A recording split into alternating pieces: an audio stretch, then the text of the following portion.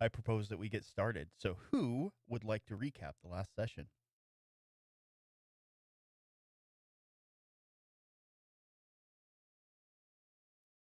Don't everybody speak up all at once.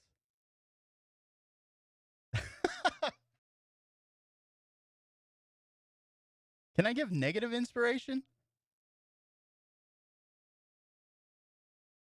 Negative inspiration's a thing, right? Uh, who would like to do it in their own words?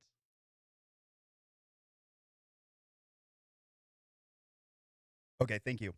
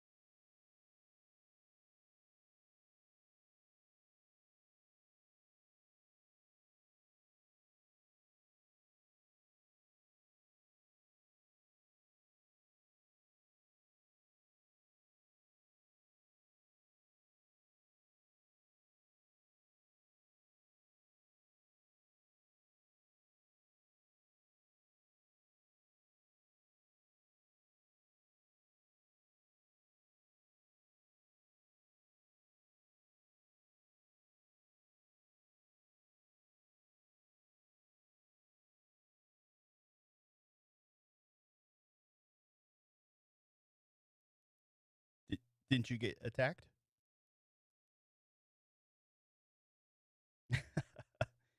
And do you remember their names?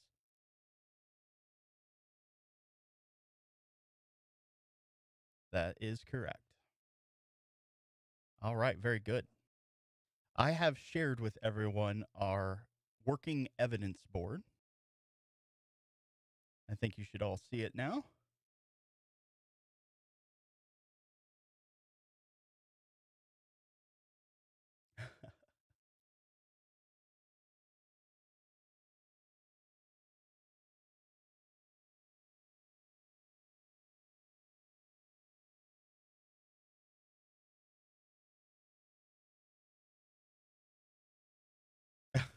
The best I had was a chalkboard.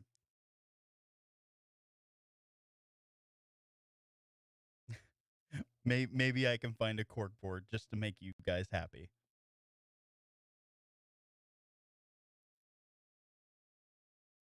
Like 5 squares per write up. Sounds fair. All right. So here I've placed the major characters that you guys have encountered thus far. The Tenyo, all 6 are represented. Consul Andrei Grishenko and Zendra Astul. So I think this will be a good place to keep notes and draw lines where plot points intersect and connect. Sound good? All right.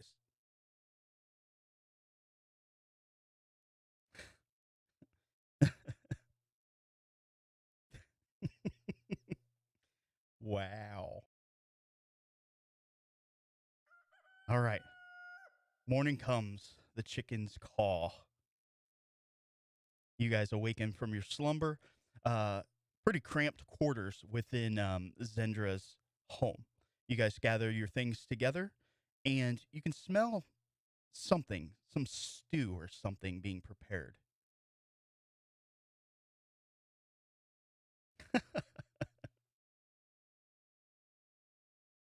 Yeah,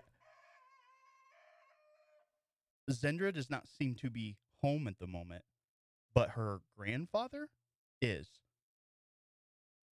Good morning. I trust you slept well.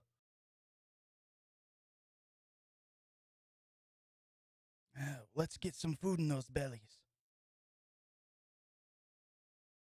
Zendra tells me you guys are in a tight spot.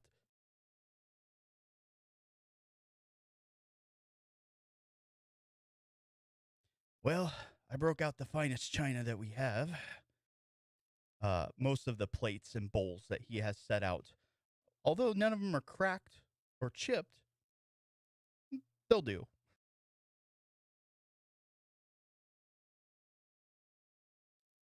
Zendra ran out to grab a few things. She'll be back momentarily. Uh, we don't have much, but is there anything that I can offer?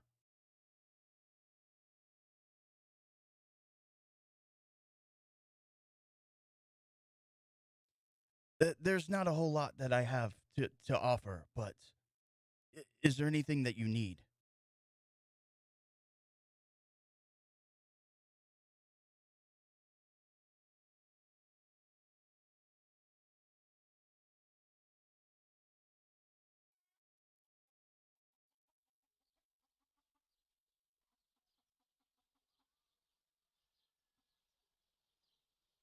Ah, yes, yes, yes. Well, if there's anything at all, let me know.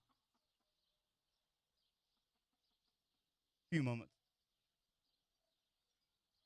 It's no bother. It's actually nice to have company. All right. The morning will go relatively uneventful. And it looks like Lux will be joining us here. Uh, ah. uh, After, 10, 15 minutes, Zendra will come in. Looks like she has some bread. I'm surprised to find you all awake.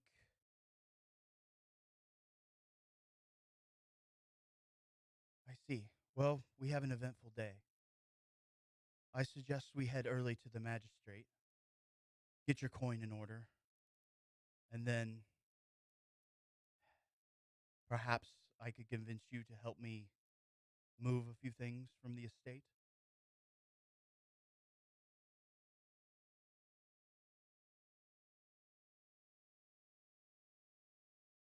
I see.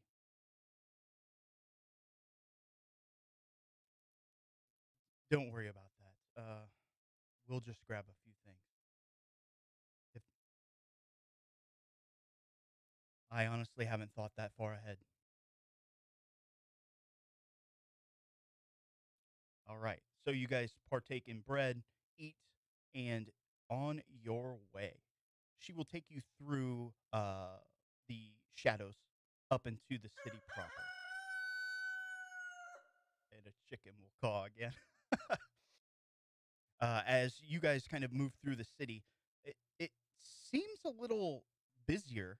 Granted, last time you were here was nightfall, but there are a lot of people, a lot of, you know, commerce going on, something that you're probably not too uh, familiar with. People moving in and out of shops. You can see the Merkava are moving about the streets, keeping everything in order. The city itself is pretty clean, although there seems to be pamphlets, flyers posted around.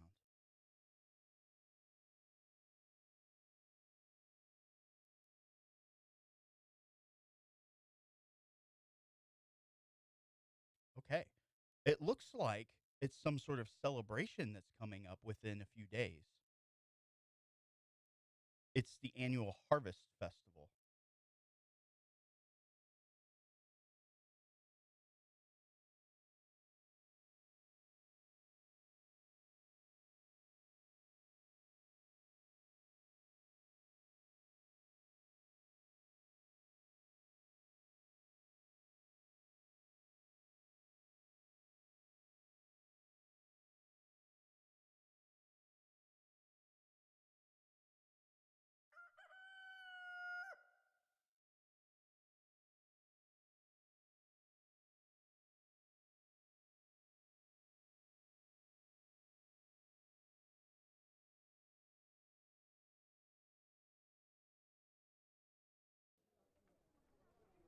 All right. As you guys kind of converse back and forth, um, down the road a bit, you can see what appears to be a very large cart drawn by horses. There's something uh, equally as large, almost as tall as a building, seems to be in the back. It is draped in like a terry cloth.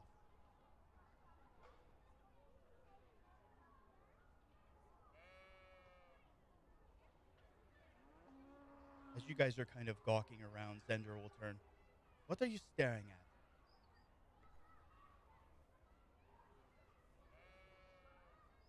I don't know. Something they concocted. If we have time, we shall check it out later. Okay?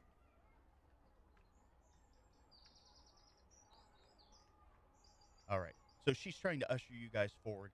You will get into more of the business district here. The buildings get a little finer as you move in. You can see people kind of standing in line at some of these establishments, and she will head with purpose to a particular one. This one is made of stone. It has stone pillars erecting, floor to ceiling. Seems to be about 2 or 3 stories tall. This is where we can trade your coin. You brought it, yes? There will be a bit of a line, but we'll make do. As you guys kind of stand in line, you can see people moving in and out at a very slow pace. It's going to take about 45 minutes or so before you guys are actually inside the building. You can see various types: tieflings, gnomes, humans, elves working behind counters. Finally, it is your turn to come up. You come up to a dwarf. Uh, what's your business? Zend, let's see it then.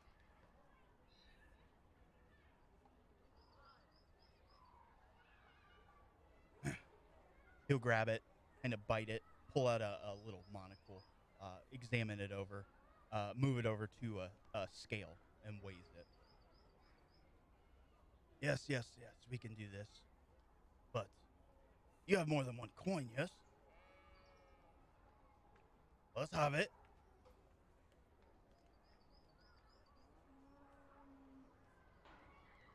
All right. So it will take a little bit of time. You guys will exchange your currency 1 to 1. So consider yourself having uh, currency of the realm. Now it is a little different here. I shared a picture with you guys earlier. They use more than one coin. So we've got nibs, shards, dragons, suns, and moons. They're all various increments, which I sent to you. Where I'm not going to bore you with that. All right, you take your coin, you divvy it up, and you guys are out the door. Zendra will now say, "There's a little complication to get you up to the level of the estate. How much are you willing? I could maybe, I know a man. He could get us writs fairly cheaply, which would also come with certain rights of an average. Tantibini.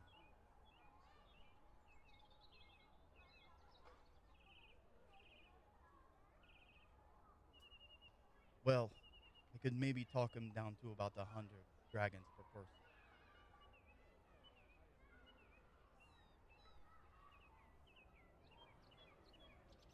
Yes, if we're persuasive.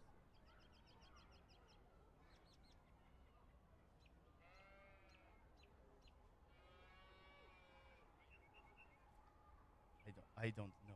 But let's head into the market district.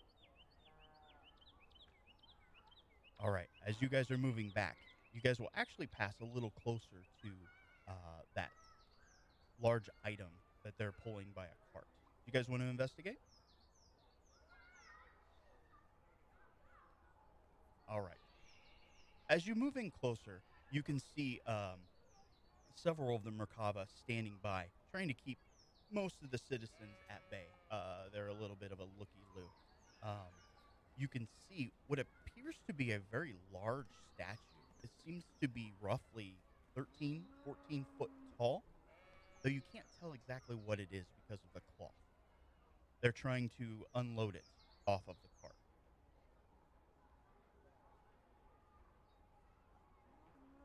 There are children running around playing, people, again, walking to and fro, just kind of looking.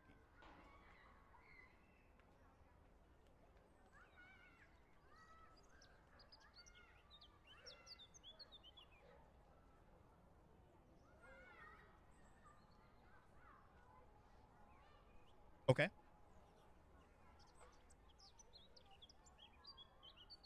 An elven man will look down at you.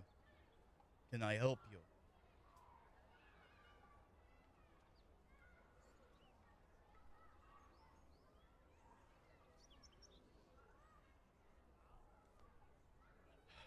It is a donation by the Claris.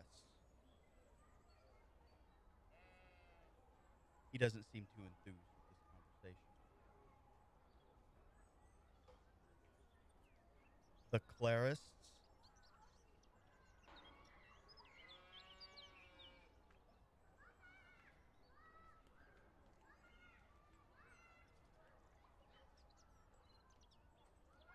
one of the Merkava that's close will kind of step up.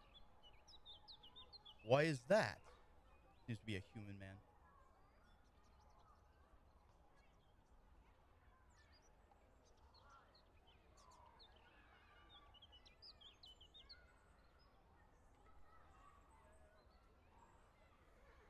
Yes, I can see why.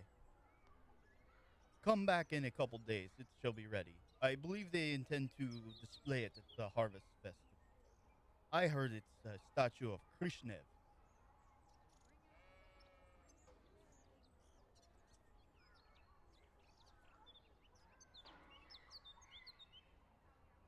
He nods as you guys step away. All right, moving on into the market district. Zendra will kind of just weave in and out of the stalls. As you guys pass by, you'll see a lot of wondrous things that are out here. It's not just food and that sort of thing. Fine cloth, um, perhaps magical doodads. Uh, there'll be armor and weapons on display. All sorts of various things.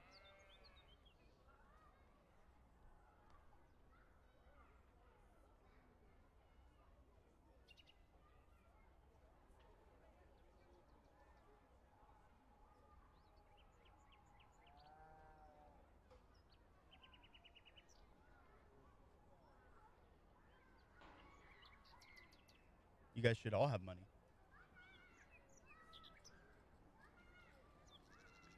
Ah, Zendra will turn. Why must you always keep us up?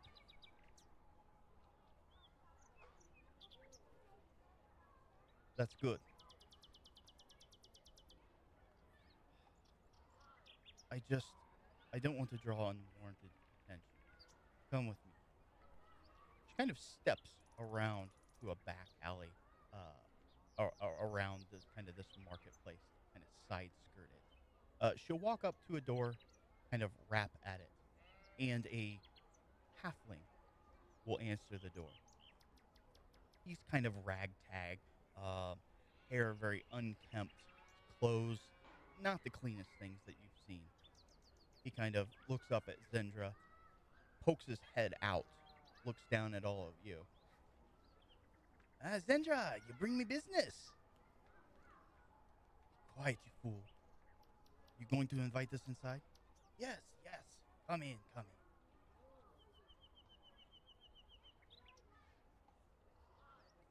She does. She does seem rather paranoid. All right, as you guys enter in, it is think of like a flat, but a very unkempt flat. There's bottles and food just kind of about the room. In the very corner, you will see what appears to be a desk. There's various parchments, inks, quills, that sort of thing. Um, yes, come in, sit down. Not much in the way of furniture, but there are some crates, that sort of thing. A few stools, a chair.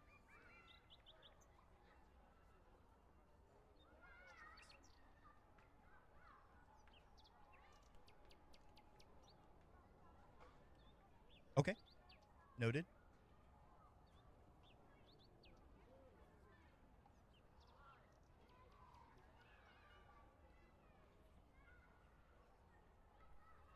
So, w- what do you want? And he smiles. Zendra begins to speak. No, no, no. I want to hear from them.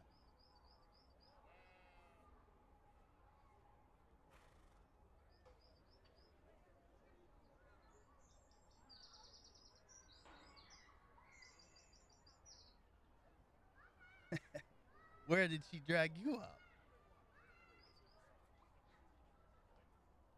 I see. Long stories often come with questions.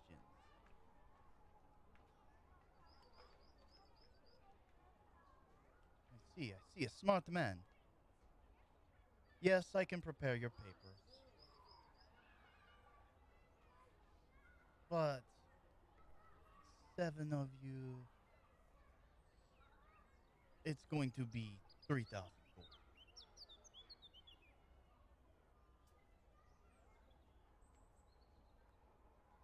Yes.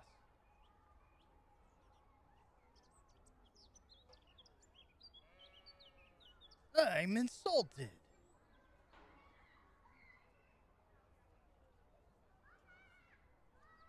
Let's see.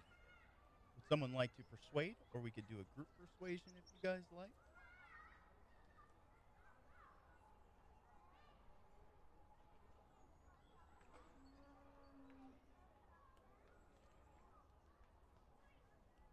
Hmm. You drive.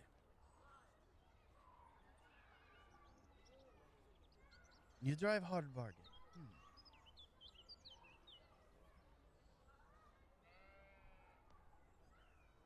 1,700 dragons.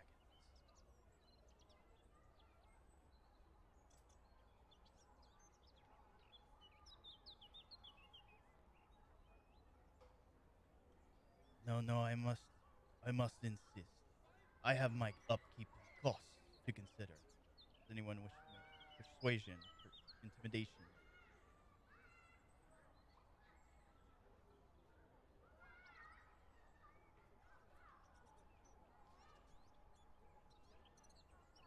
I'll give you this. You have spirit. 1,300. Take it or leave.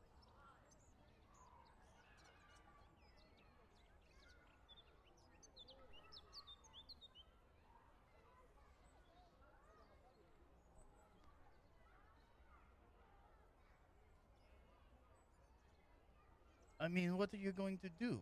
The guards, they find you? What if they ask for your papers? You have none.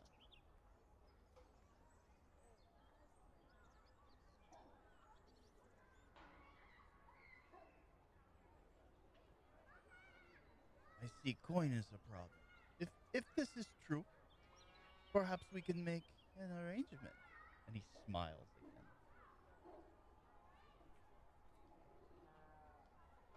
Nothing that unlawful.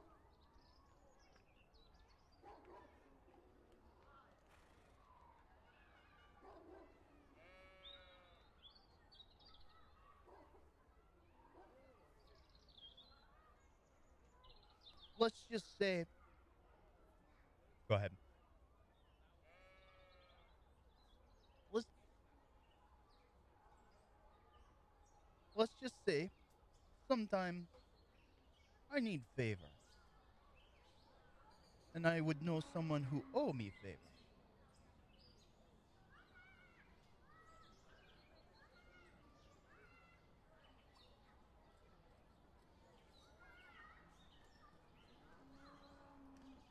Yes, yes. See, this one gets it.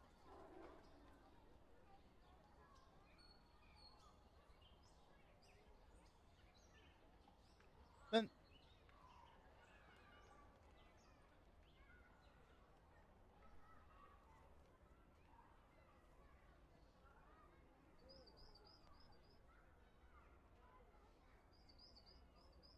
Zendra will speak up. Enough of this. We have enough to do. I will cover half.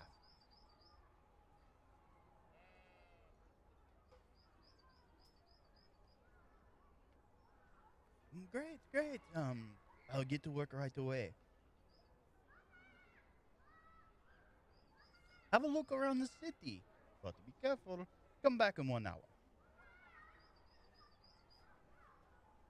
All right.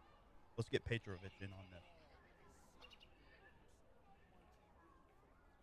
As you guys are walking about the marketplace, Petrovich, they weren't there this morning.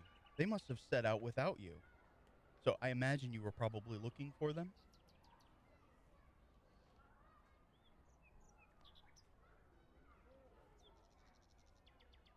Okay.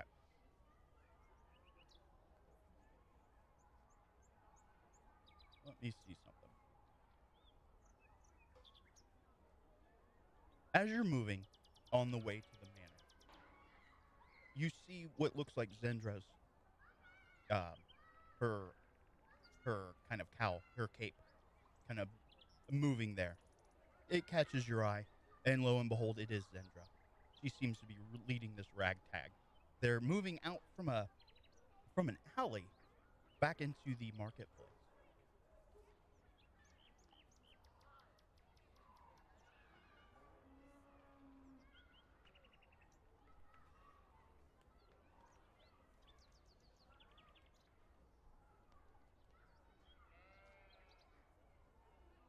We were trying to hide from you.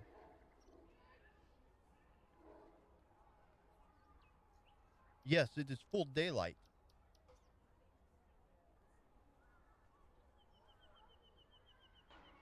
Sorry we were not there this morning. We moved much faster than anticipated.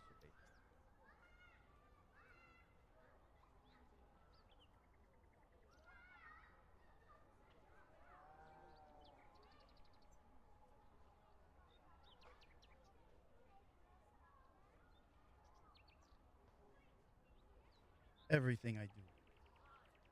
I'm no. All right. I want everybody to make me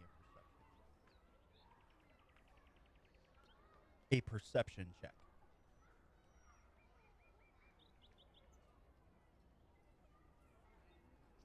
Cutting out. I think I got my gate too hard.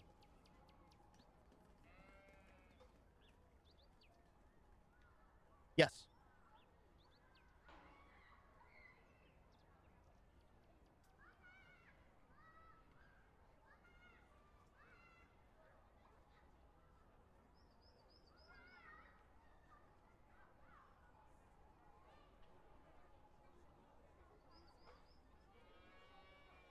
Right?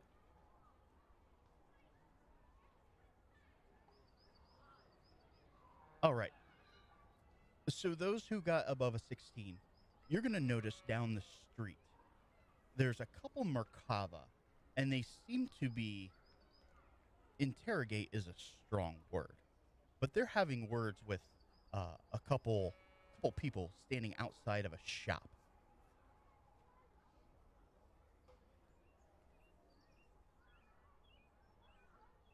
Yes, 16 or higher.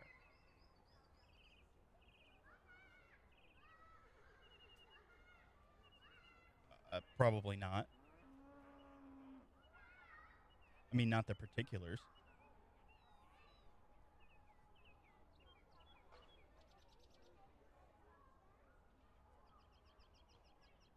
there's probably something that just went down, either a crime or misdemeanor.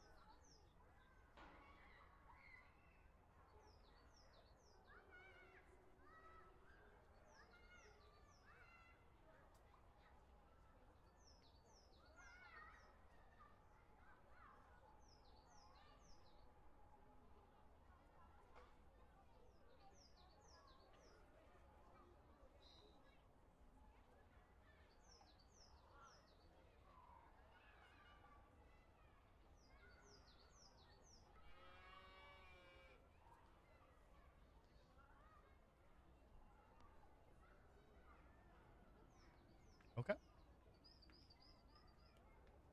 So you guys uh, just kind of meander around for an hour. Meet back up with said individual. Are you guys going to try to shake Petrovich, or are you going to let him in on it?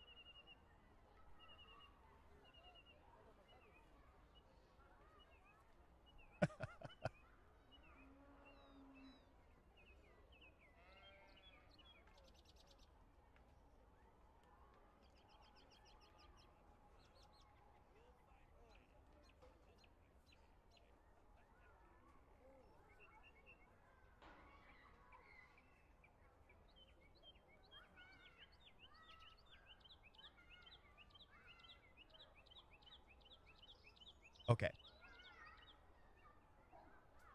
Petrovich, I need you to make an insight.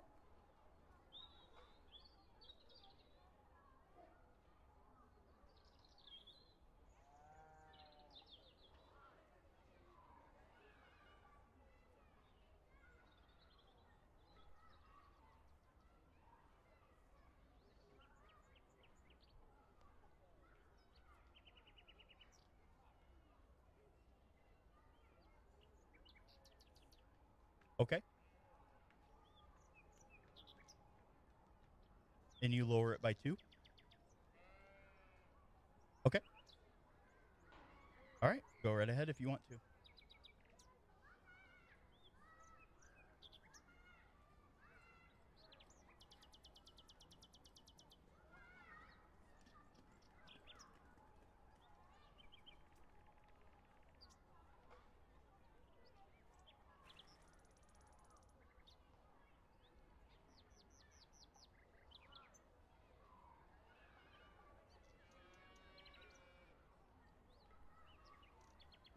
Yeah, good enough. Nice. Okay. So here's kind of what happens as you guys move. Zendra will kind of look over at you guys over to the alley, and then she will kind of move over to Petrovich. And you never told me why you were here.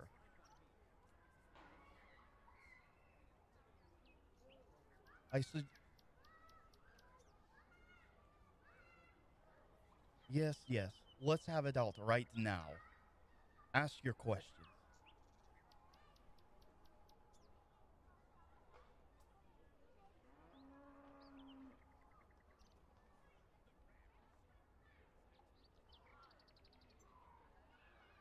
I have my reasons. I think I fixed that issue. Anyways, I have my reasons. Anyways, I know the church sent you. Ask your questions. She's to the other party. She's buying you time to get kind of slip away. She does have Petrovich's attention.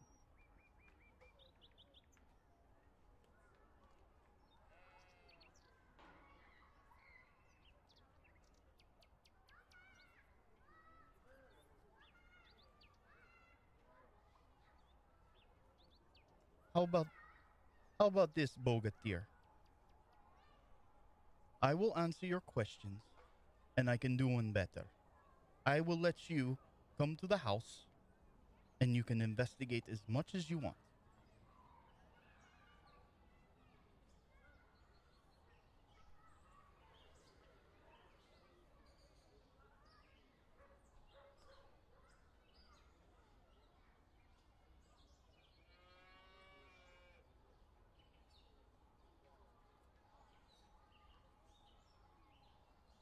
It's going to be a group check.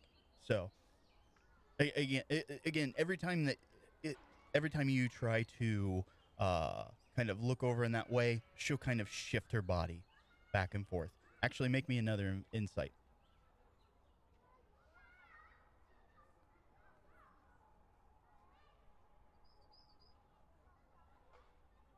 Yeah, like you have that feeling that something else is going on, but every time your attention is kind of taken elsewhere, and she'll kind of talk to you for a while, and then as soon as the party kind of rejoins, why are we wasting so much time here? We have stuff to do.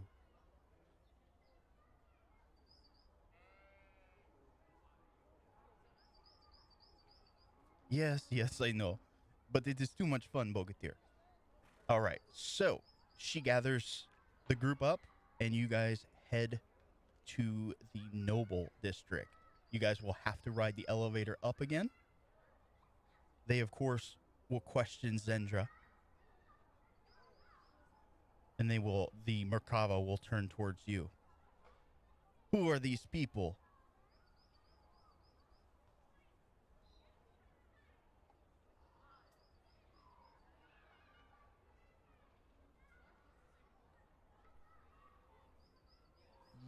Yes, but I'm going to give you some negatives.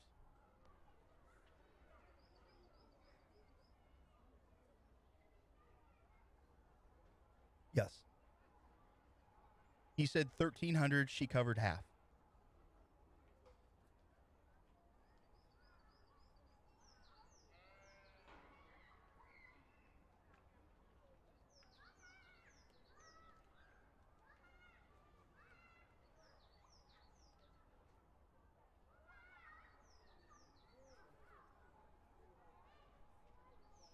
You know something's up, but whether or not you blow the whistle, so to speak, and draw attention to it is up to you.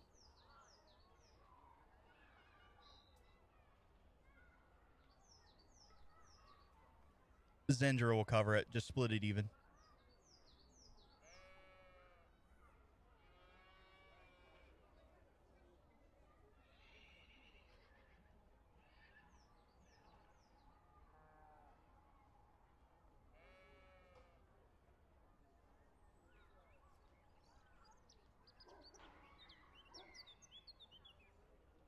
The council ordered it. They told me.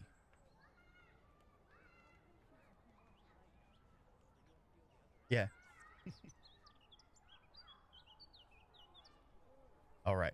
So, try to get all this BS out of the way. You guys ride the elevator up. You guys move through the noble estates. Again, very posh and opulent buildings surrounding you. As you guys head over to House a Stool, it has a small, about mid thigh or so stone um, wall that seems to surround uh, groomed shrubberies, the whole nine. As you guys move closer, you can see what appears to be leftover. They almost look like sawhorses, but they've got Merkava kind of written on them, and they are just kind of standing there by the gate. Looks like maybe there was a board or something that they had placed across. She will walk up. The gate is already ajar, and she will lead you guys into the manor. Again, it is a very large estate. You would estimate 10, 20, 30 rooms, depending on how good you are at estimating. And she will lead you through. There is almost no sound coming from inside the house. It doesn't sound like there's any servants. or any activity going on inside. She will lead you to the library.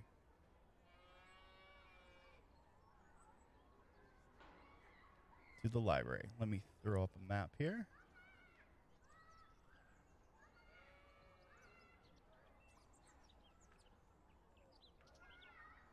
Yes.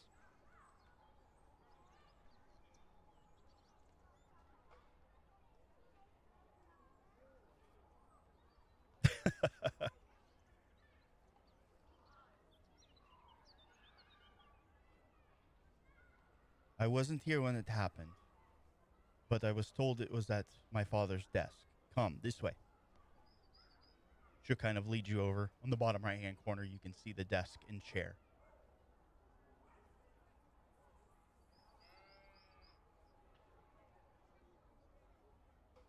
Okay. That is a very good roll. Okay, so here are the things that you're going to come up with. Do you have any skills or abilities from your class that would add into this?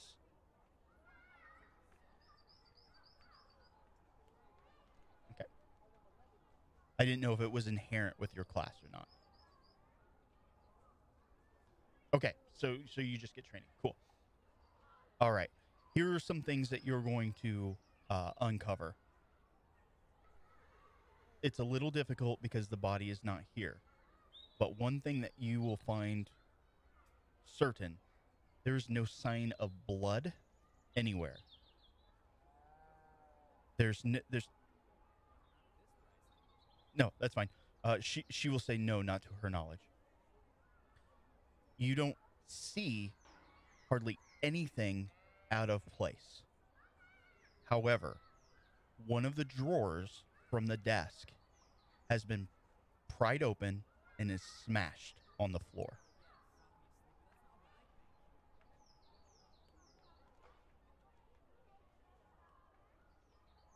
I do not know. I do know what my father kept there. It was one of his most prized possessions. It was a box said to contain great magic power.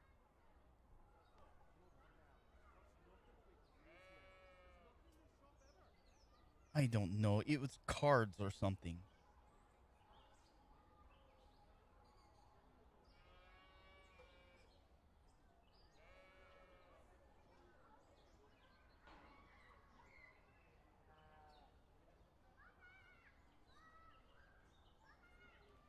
I mean, a few things may spring to mind, but there's not enough clues to piece it together.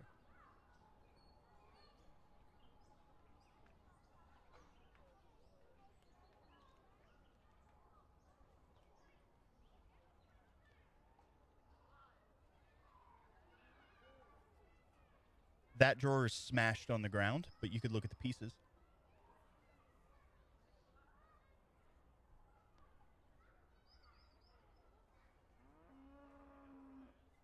Zendra will nod.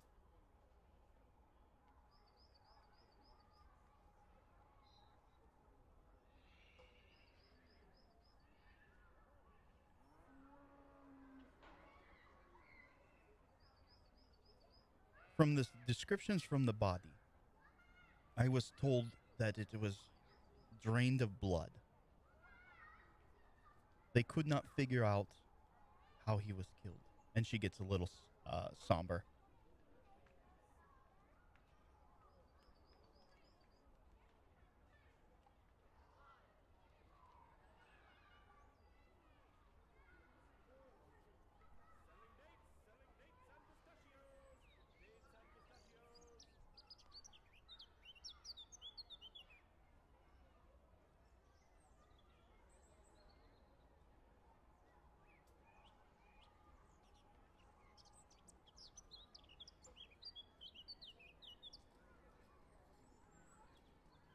I do not know.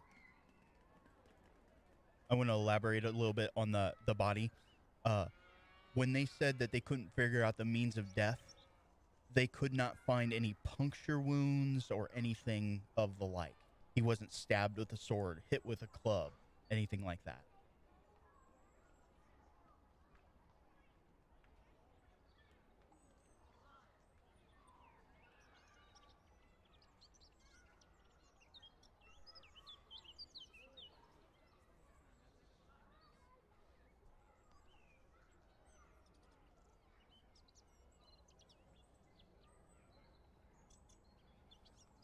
Nothing that I can think of as a DM, unless you guys.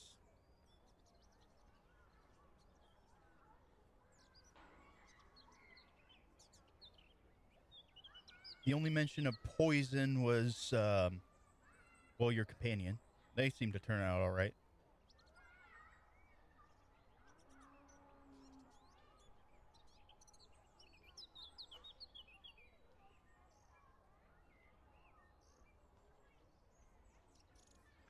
Perhaps I can convince Merkava to let us see the body.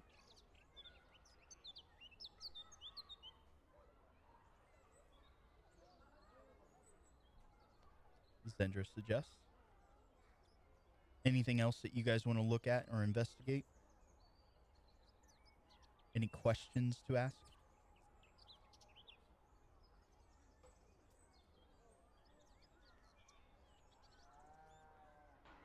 Can anybody hear me?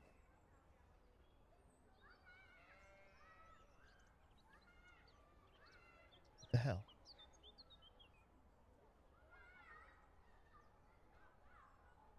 Did Discord die?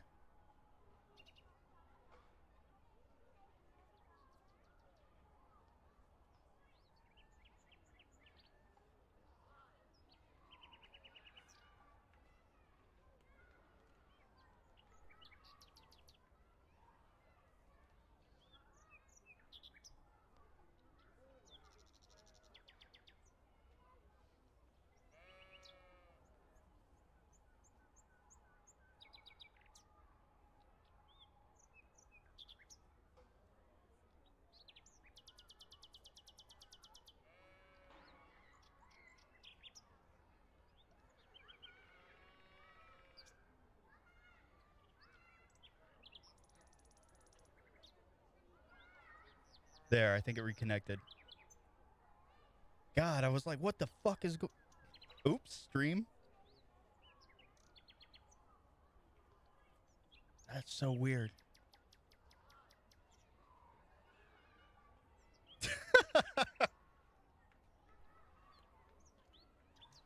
All right, so let me back up a little bit.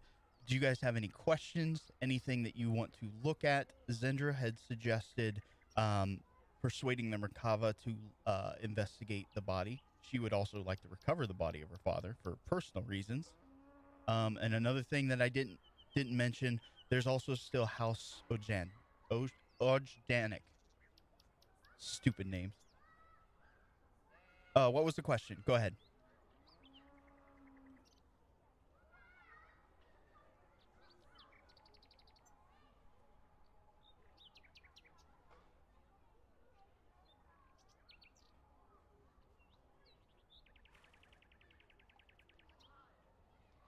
Okay. She has not seen the report. And this is where she's going to come a little clean with you guys. House of Stool is not currently in the favor of the Tenyo. I believe they have been trying to force us out for some time. I have been denied access to my father. They are now taking the mansion. So, if there's anything I can do, I will do anything to regain. She kind of loses it at this point and cries.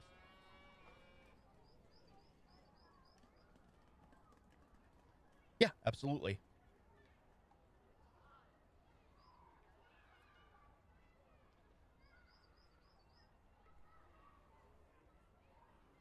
Investigate.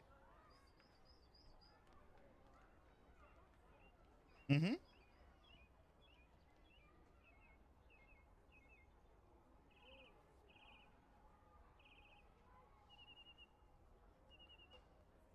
Nice roll. The windows are all locked. You don't see any broken glass, none missing. You're going to find one tiny, maybe a clue. In the wall, you're going to see what appears to be fingerprints isn't an appropriate descriptor. Someone punched the wall. They had moved a bookcase slightly over to obscure it.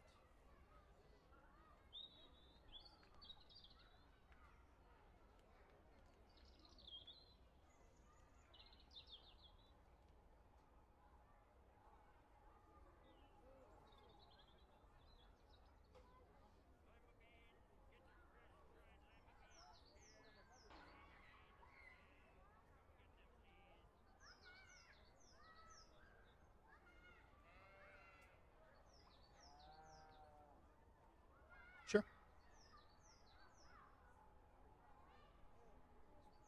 It's wooden. It's a very hard wood.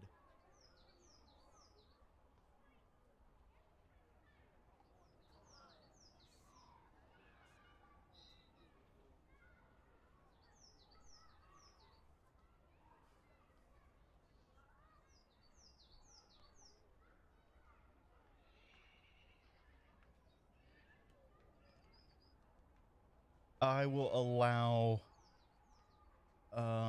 I think this is maybe more perception, but you can roll investigate if you like.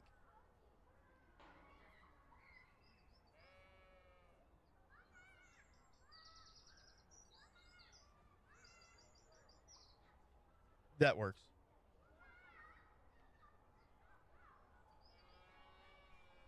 As you're looking, you are not noticing any cloth, nothing of the sort. It looks like it was a quick, smooth punch.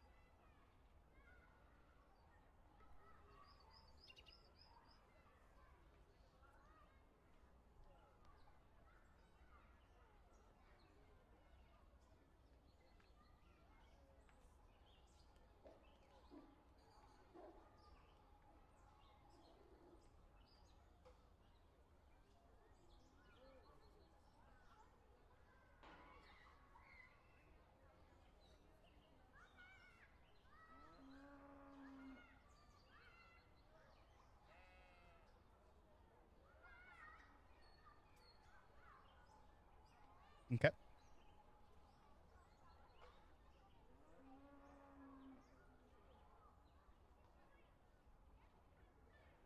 We kept most doors in the manor open, but occasionally he would lock the door, yes.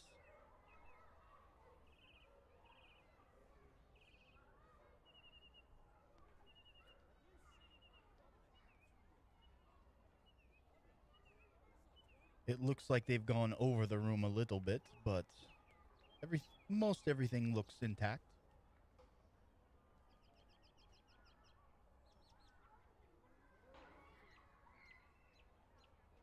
Yeah, there are. You kind of glance over them.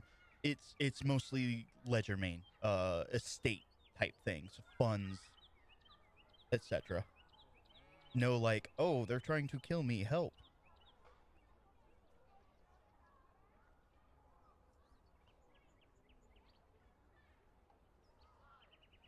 Yeah, it looks like they had a small business. They owned some property there at the docks.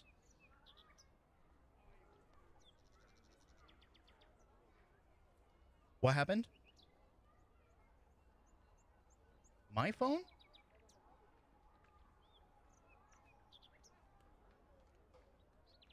Mm-mm. Mine's on silent. Okay. Well, if we're done here, I suggest we gather a few things.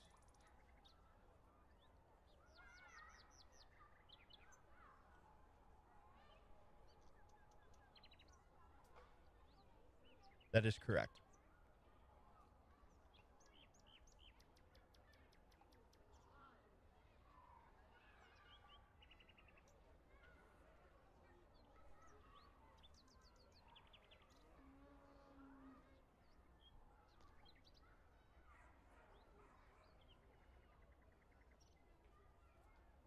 Gotcha.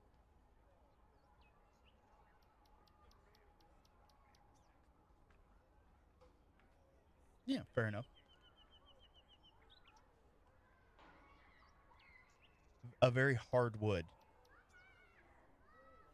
Yeah, like they used to build homes out of in like the 40s, 50s.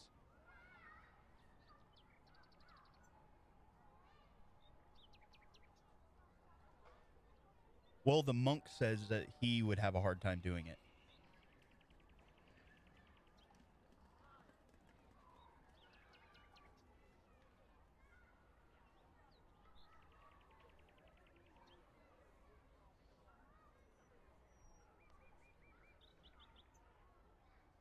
All right. So Zendra is going to kind of move about, gather up a few things. There are books in the library if anybody wants to peruse on a multitude of subjects. Anything else that you guys can think of before we move on?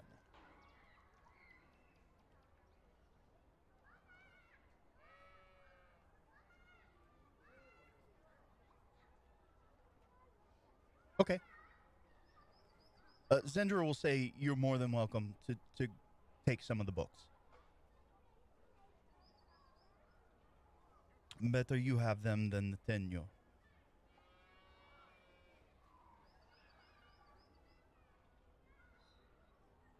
Okay. Zendra is going to ask you, do you think that you could use your sway and get us in the other manner?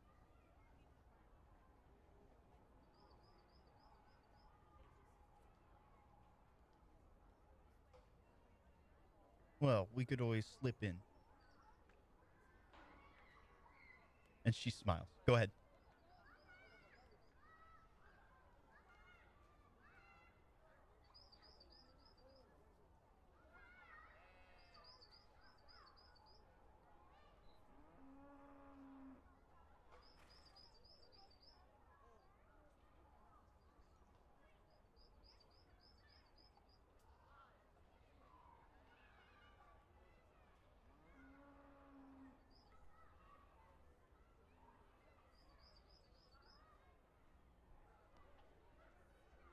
If the guards catch you up here without me, I can't be responsible what they will do.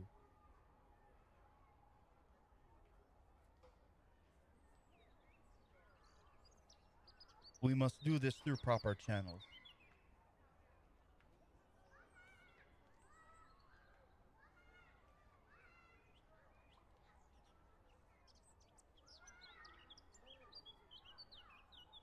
Yeah, I mean, your voices would be echoing a little bit off the halls, but aside from that, there is no noise within this manor.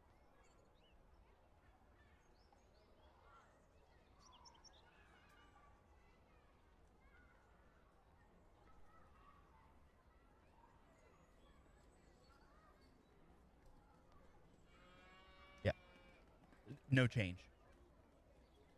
Your suspicions are unwarranted at the moment.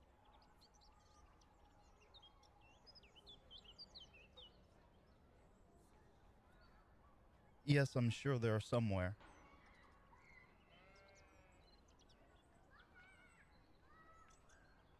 Okay. I will prepare a document for you guys' further perusal.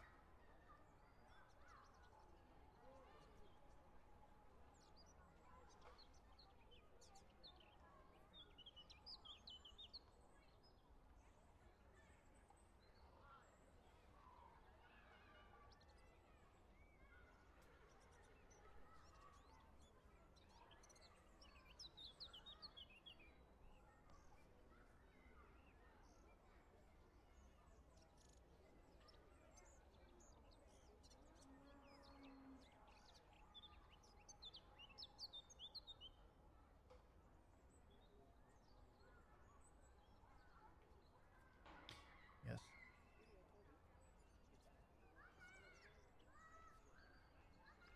I don't think we'll find anything more here. Um, so a little bit of time is going to pass. She will gather up a few things to take back to the place in the shadows. And she suggests you guys approach this in a different manner tomorrow. Um, she is going to try to gain access to her father's body, and Petrovich, hopefully, um, he was convinced to try to gain access to the other house. Anything else before we move on?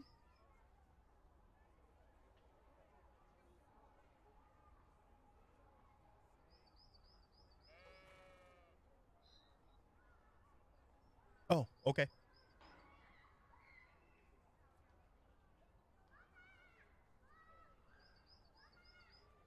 All right. And then I'll go over that well in a little bit of downtime. But all right.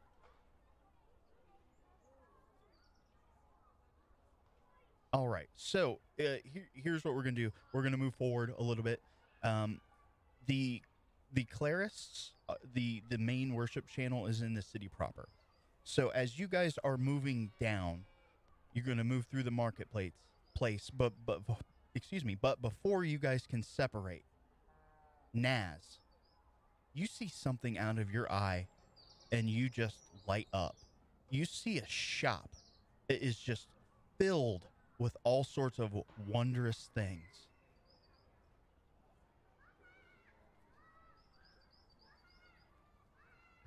I think he's asleep. Naz, the gnome.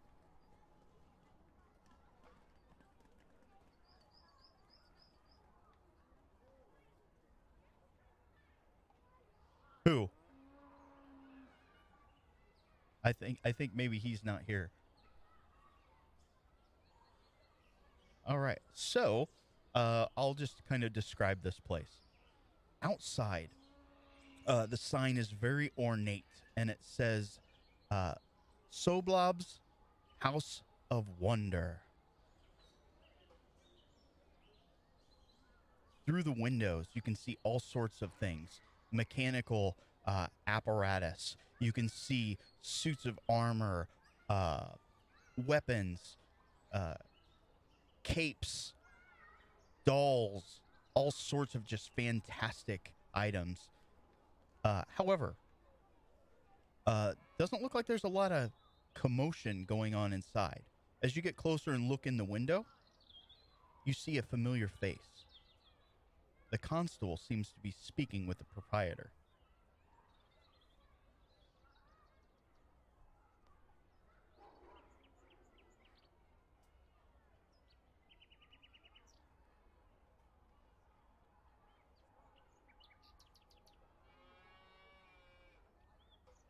Yeah, you can.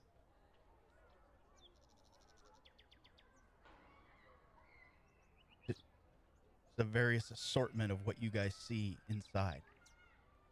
But go ahead and make your perception. Oh, Lux lost connection.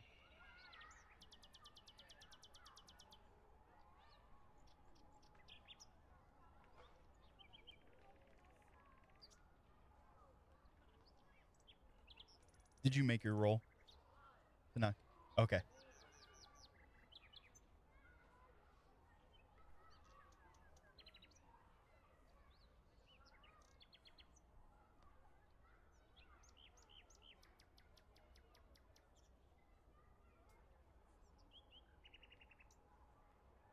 All right. That was a very good roll. You can hear a little bit of rummaging going on inside. You can hear Consul Gershenko asking some hard questions to the proprietor. What was taken? Why do you even have that? Those sorts of things. Now, sight wise, something else is going to catch your eye. A very large creature seems to be stuffed or taxidermied and is sitting there in the window. It seems to have these stalks growing out of its top and sides. It looks very familiar to something that you recently fought while pursuing Kosui.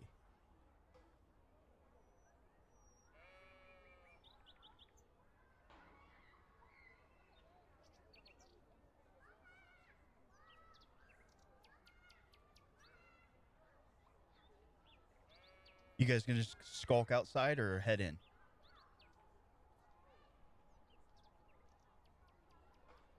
Okay. Doesn't take doesn't take too long. He's puffing away at his cigar. He'll kind of look over and see the party outside the window.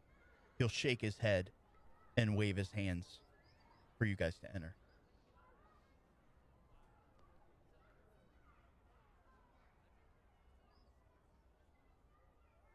Yes, for you guys to enter.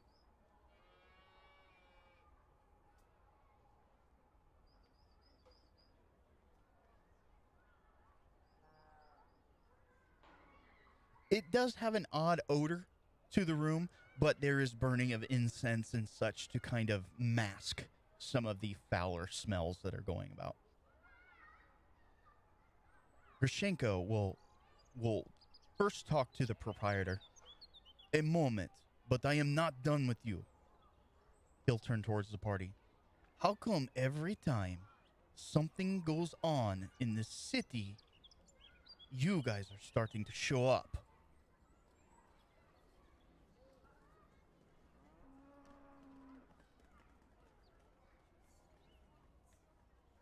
In as many days. Does it not look suspicious?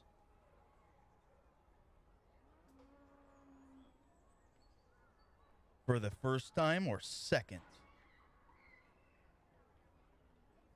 Yes, yes. He'll take another puff of his cigar. I don't know if that's true. Why don't you stay a while? Have a seat. Look around. I'll be with you shortly. He goes back to interrogating the man. Yes, where were we? Arsenic. Was there anything else? The human man, maybe mid 40s, kind of a scruffy beard, short hair. That's all. I swear. I don't know. Why would anybody steal that? I've got a lot of stuff here. I mean, it's hard to say. I didn't get a good look at them. They were wearing cowls and covers over their face. He interrogates him for a little bit more. Walks over to the party. Just passing by. Seems suspicious. Perhaps we should search you down. Do you have permits? Let me see your writs.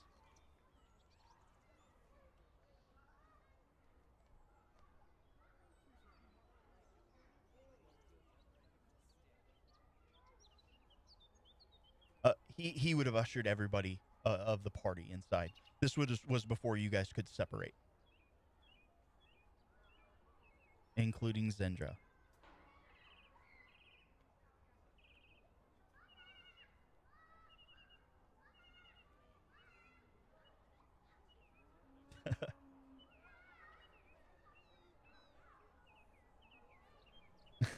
And the person who decided to stop isn't even here.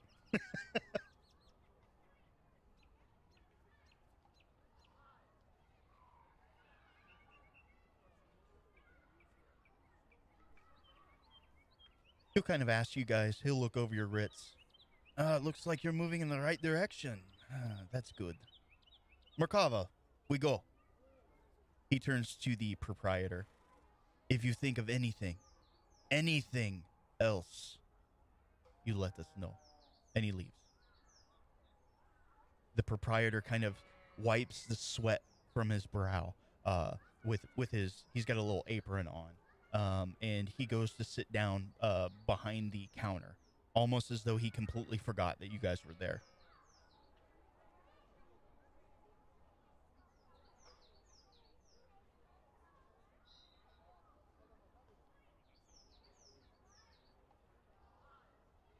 What do you guys do?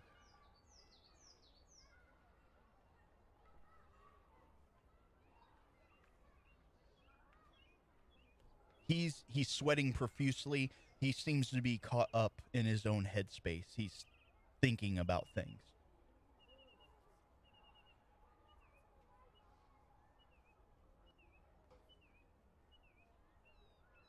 Uh, he kind of doesn't hear you the first time, but after a little bit, he'll look up and oh yes, customers. How can I help you?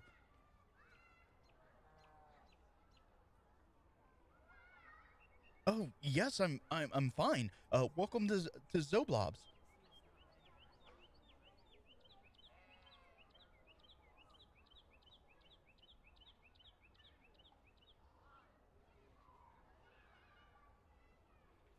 There was a break-in. Unfortunately, they have taken some of my wares, but nothing to worry about.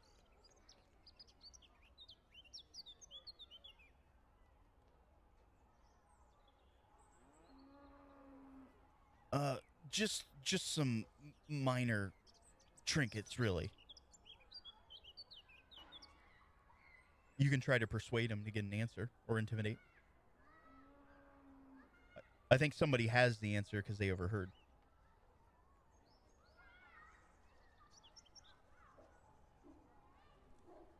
Did you say that aloud?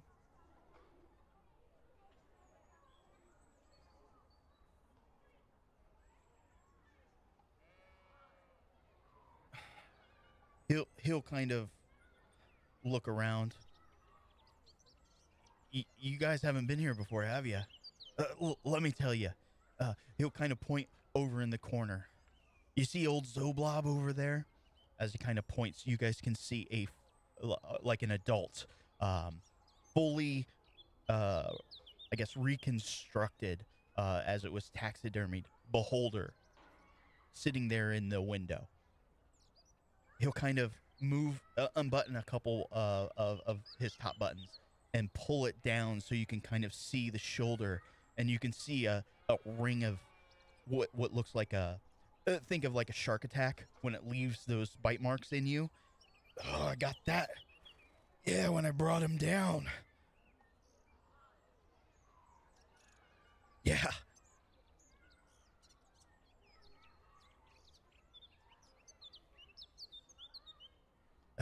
Yeah, I mean, I've been all over. Look at all the kind of stuff that I've collected.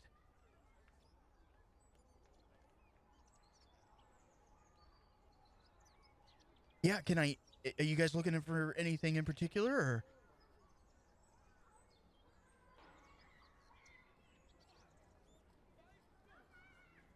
Isao? When you were asking that question, make an insight.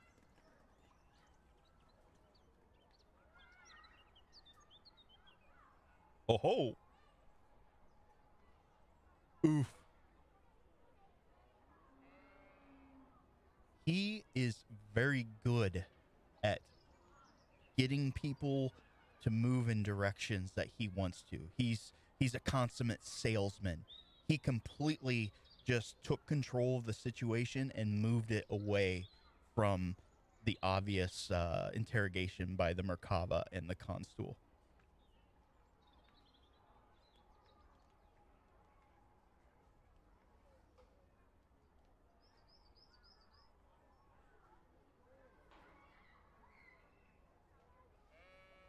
Okay, as you can go ahead.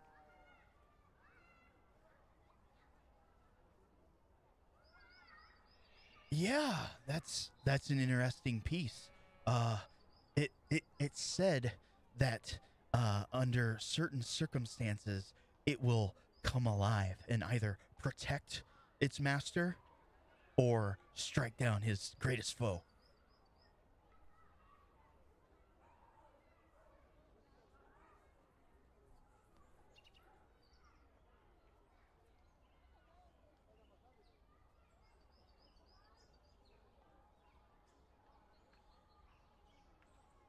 Okay. The No, it's called a gouth.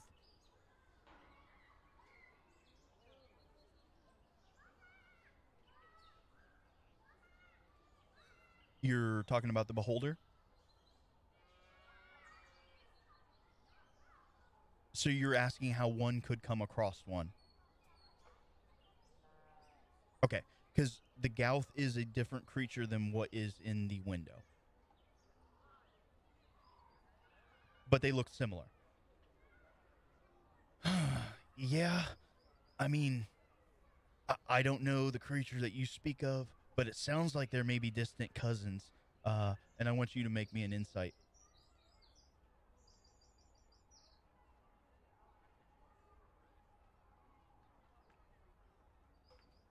All right. So for the first time in this conversation, it is completely obvious. He is feeding you a total line of bullshit.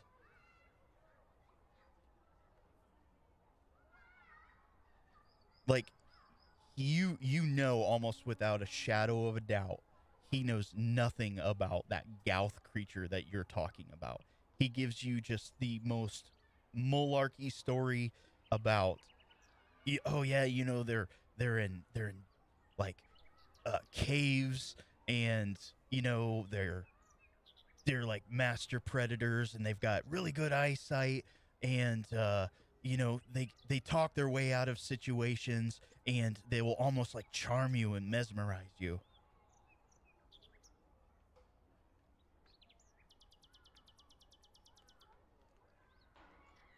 Oh, well, I mean, I've never seen one, but that's what I've heard.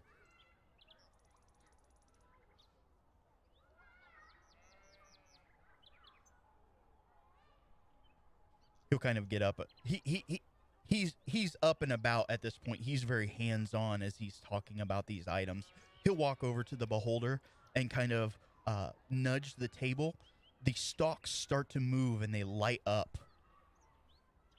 as though they're dancing.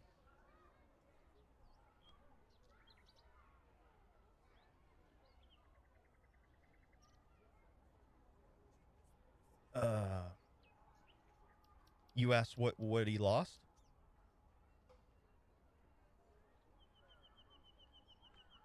Uh, uh um. All right, he's gonna try something here.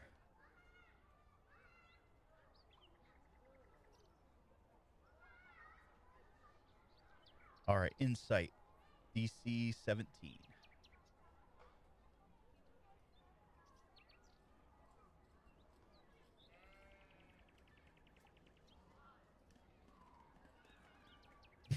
Okay, but everyone will see that you're doing it.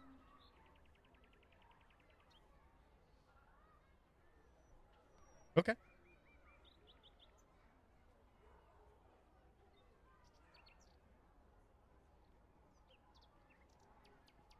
Clearly a history roll, but it is good enough. He tries to steer you again away the the untruths.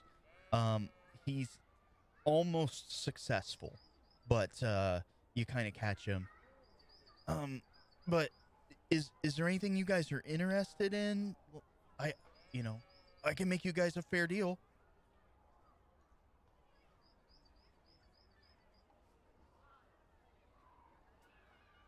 Ah, I can see you're a sensible fellow. Huh, what you looking at? We've got this one right here. He shows you kind of like a dark green. Um, it was crafted by the wild elves, and it almost helps you blend in with nature itself.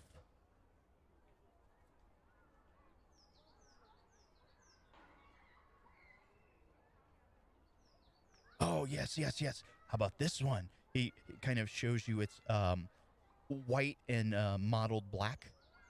This one, anyone who wears it, you can kind of affix yourself and climb on walls and ceilings. It's fantastic.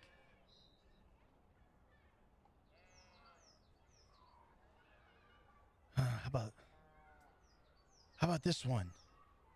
It well, here, try it on. He kind of half forces you to wear it. Do you resist? He he he puts it on and he's like, "Okay, now concentrate." And he gives you an elven word. He's like, "Say that. Say that." It's well, I can actually use the thing. Do you speak Elvish?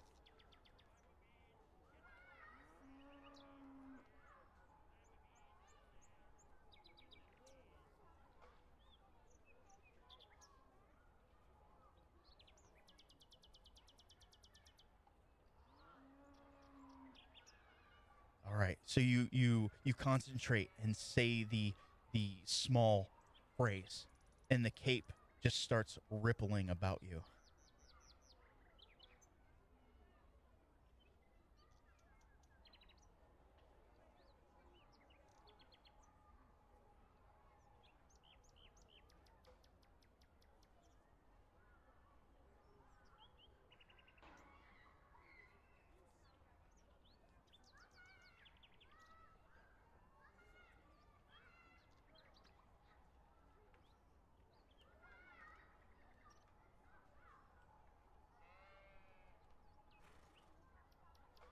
Um, you bring up local clothing, and he starts showing you like all the fine, just fancy stuff. Most of it's semi magical, as he's trying to peddle his wares.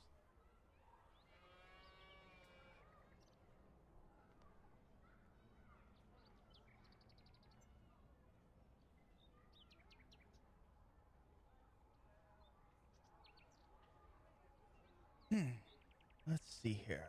You seem to be a sensible fellow. Why don't you make me an offer?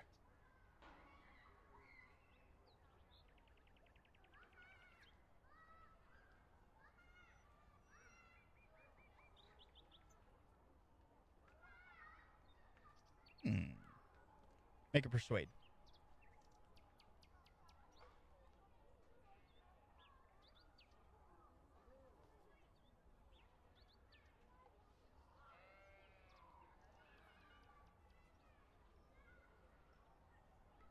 He will agree to that.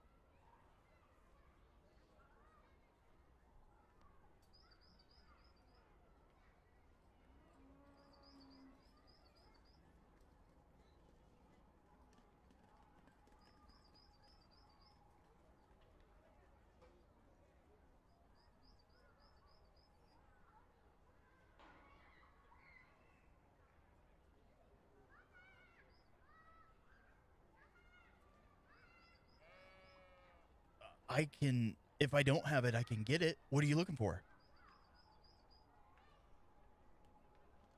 I can get anything.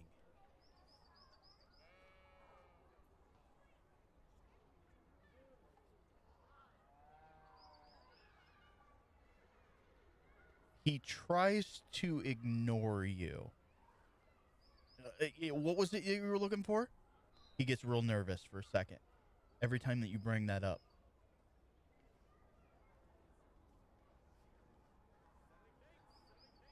No, no, no. We were discussing items.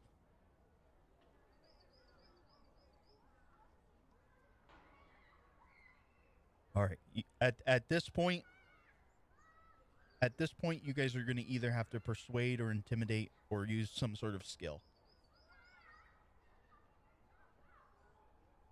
I look around and then I punch him in the face. You were looking for what?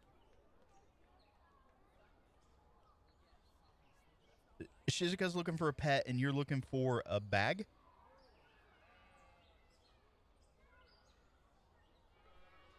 Yeah, I definitely have those. He'll walk over. He has everything but the largest bag, and he does have one haversack.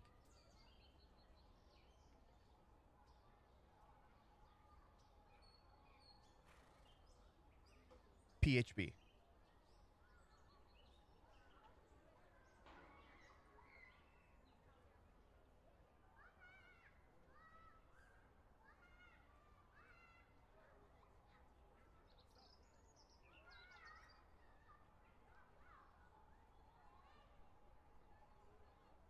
While we're waiting on your shopping there, Makoto, what do you say to him? How do you persuade him?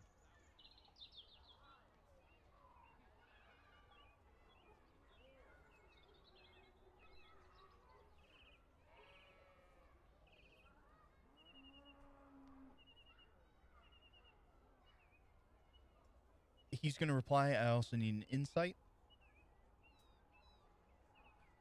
Look, some ruffians came in here, were rummaging around. It looks like they took just a small amount of arsenic.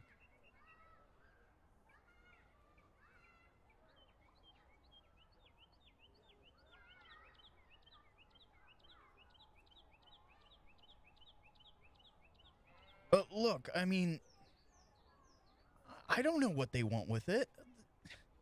Who knows? He's really sweating.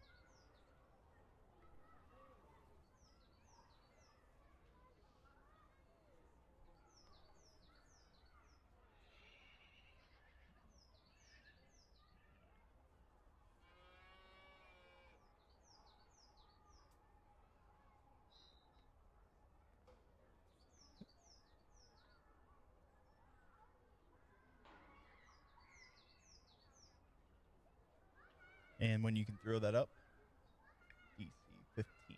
Okay.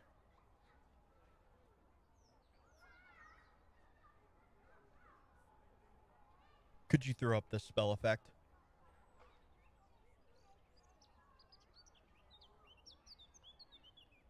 Like what it does?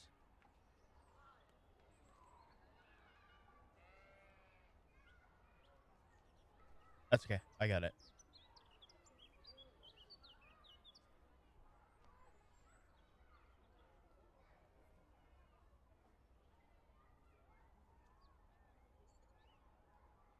Okay.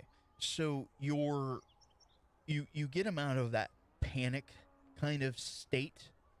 Um so I will allow people who are trying to persuade. If it's a bunch of people, then we'll do a group check. If it's just one or two people, I'll have them roll, but they will now have advantage.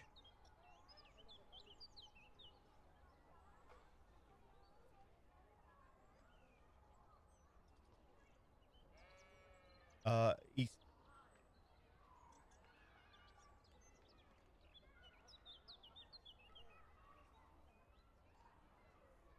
Yeah.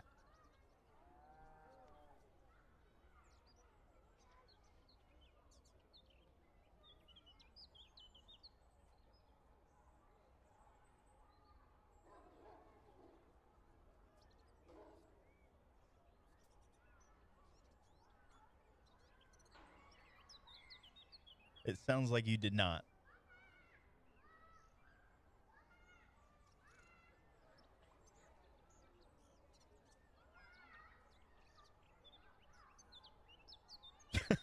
Well, you're in the appropriate place. Maybe not the shop, but how much for Zoblob over there? He's got a bunch of wiggly parts.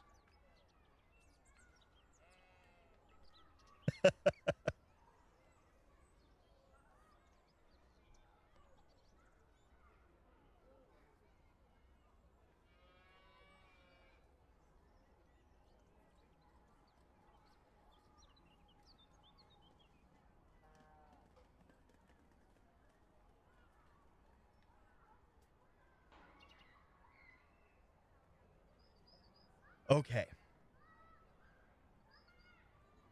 Look, I don't need any more trouble, but you won't tell the constable, will you? Look, arsenic wasn't the only thing that they took. But I could get in some real trouble. You guys won't turn me in, right?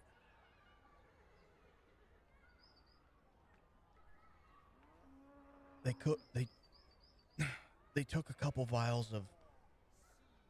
Again, he's extremely nervous and looking around, looking at shadows. They took phase spider venom.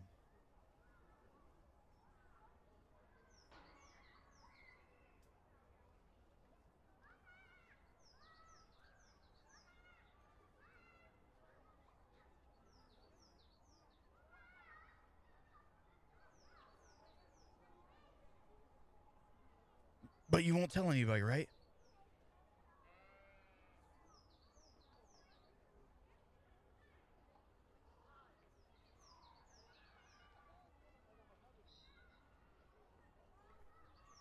Yeah, I'm just trying to, make it.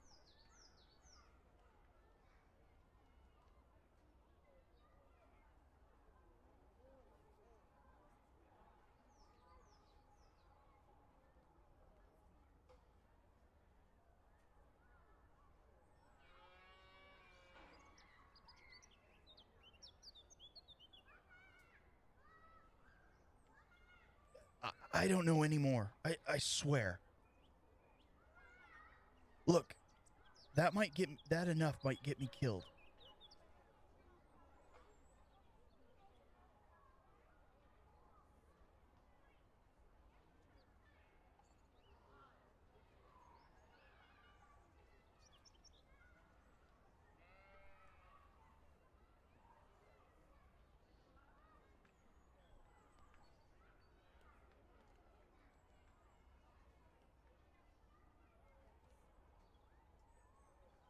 Okay, he's got a bunch of wondrous figurines that will turn into animals.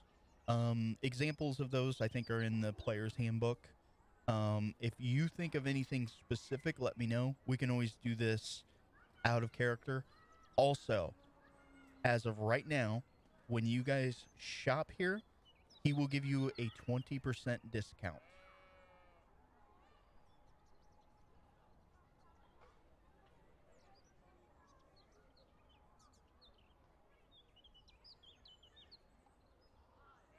Uh huh. Okay. Give me a second.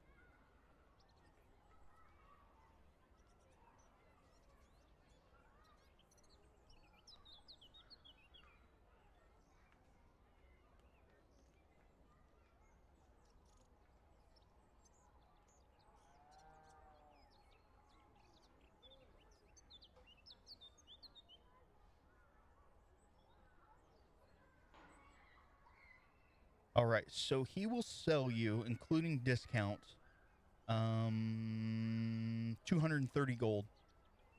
The haversack was how much?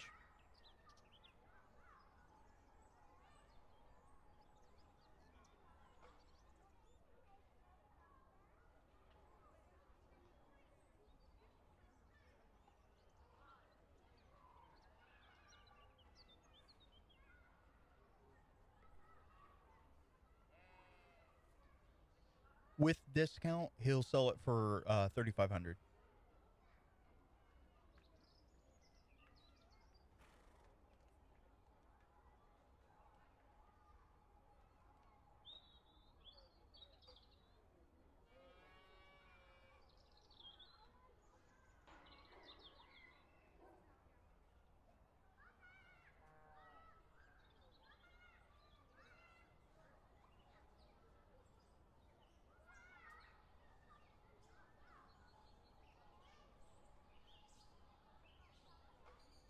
Does it have any magical properties?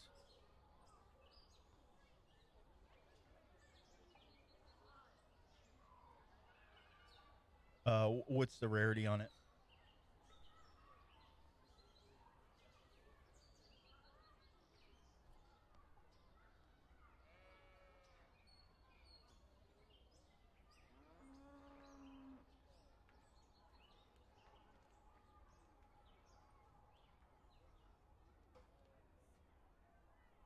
Okay.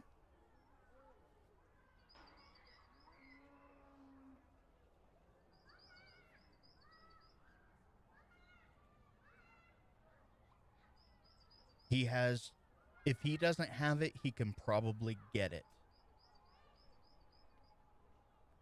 Seems a lot of wares come in and out of this place.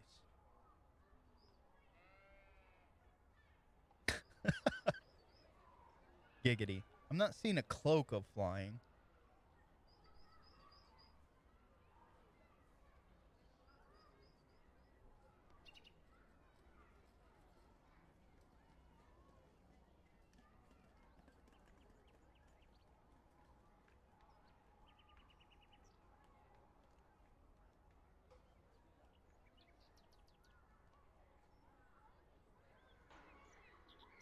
And that was 500 to 5,000.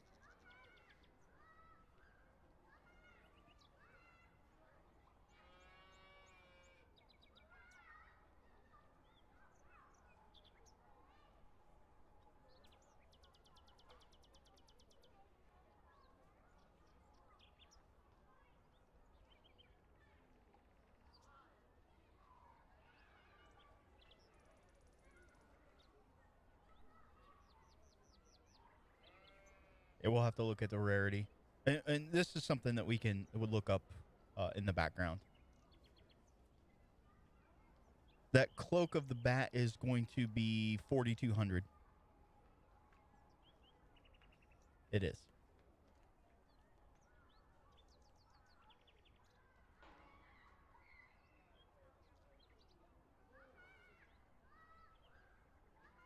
It,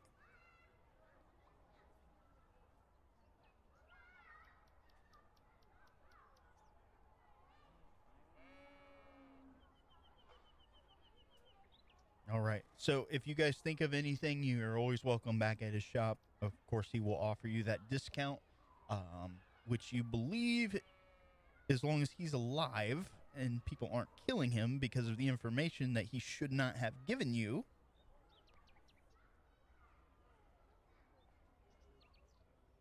Headband, what is there an item, or is that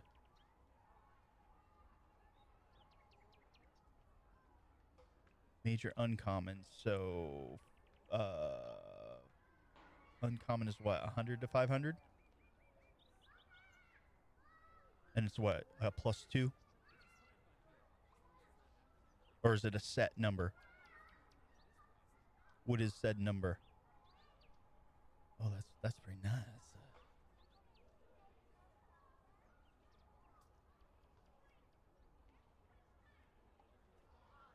370.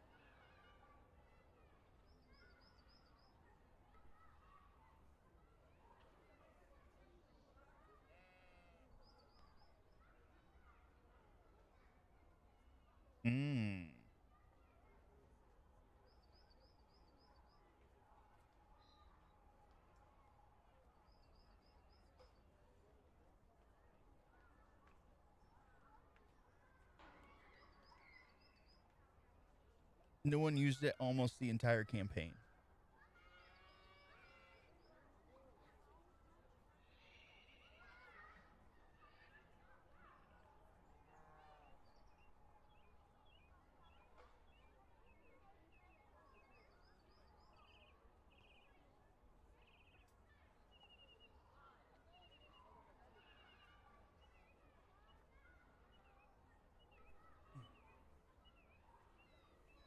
He will exchange that and the item that you're looking for a fee of 25 gold.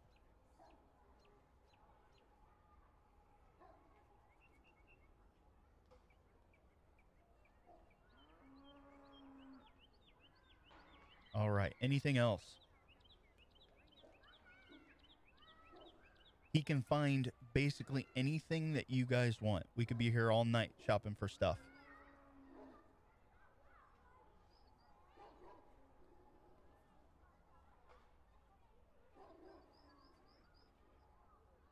Yeah, I mean, you can be very specific.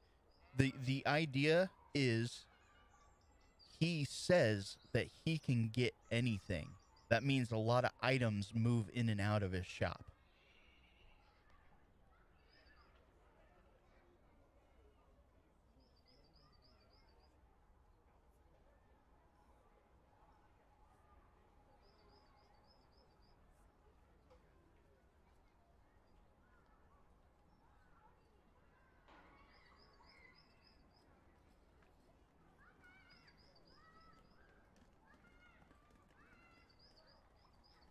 Okay.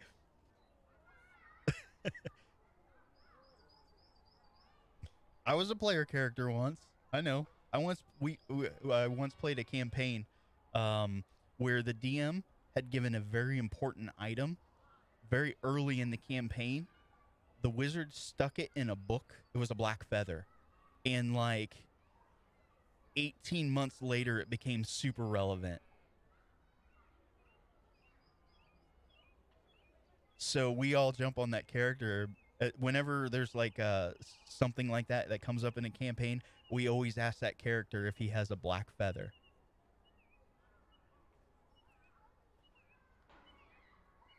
And it was Micah, and he plays in Primal.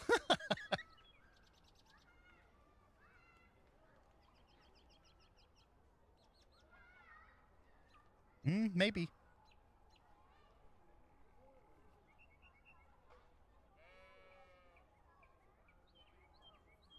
Message in a bottle? Oh my god. Yeah, he can.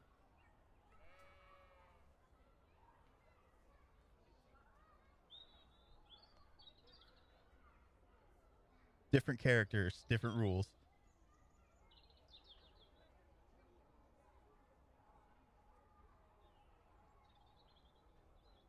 Okay.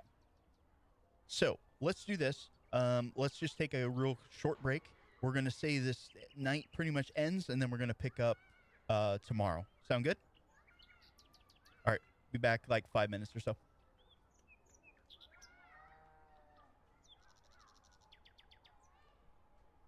Might have to look it up in the DMG.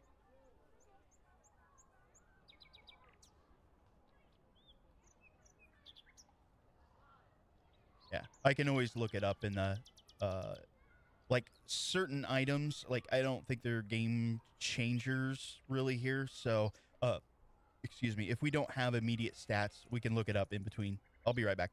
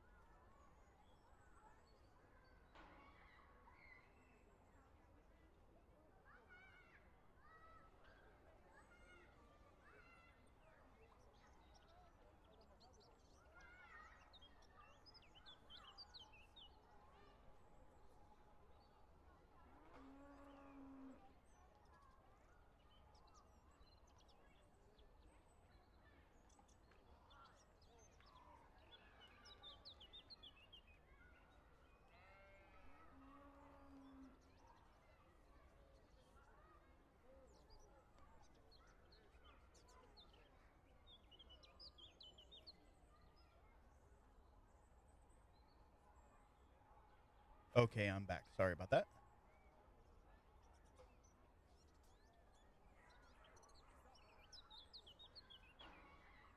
Aw, freak out.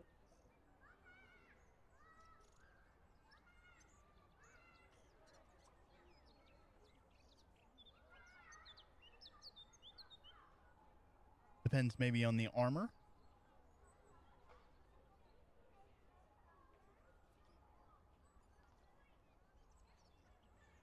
Yeah, no.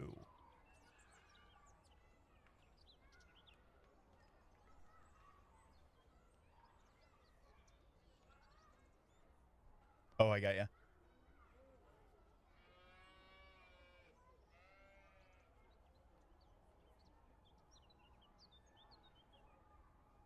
Welcome back. I think that's everybody. Looks like Seliph departed.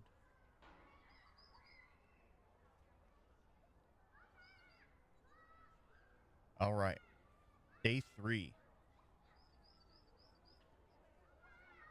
I did put up a moon calendar. I don't have the weather for today, but it is a nice sunny day again. If you guys look in the moon phases,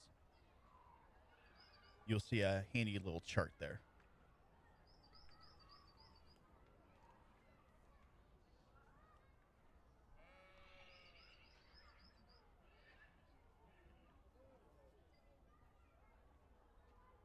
That way you guys can keep track of your items. I broke it down.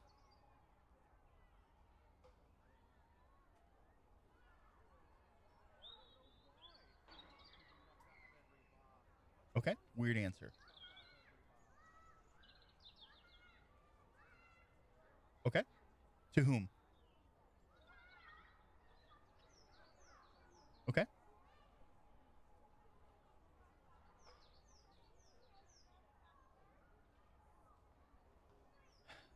They're weird words. Amaterasu? Su- yes.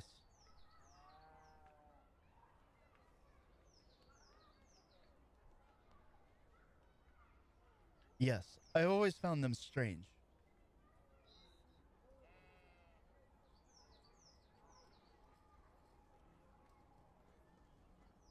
Yeah, we can be back at Zendra's shanty home.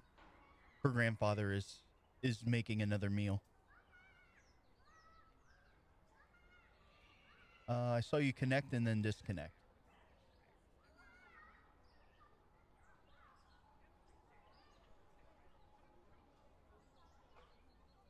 I don't show you amongst the list.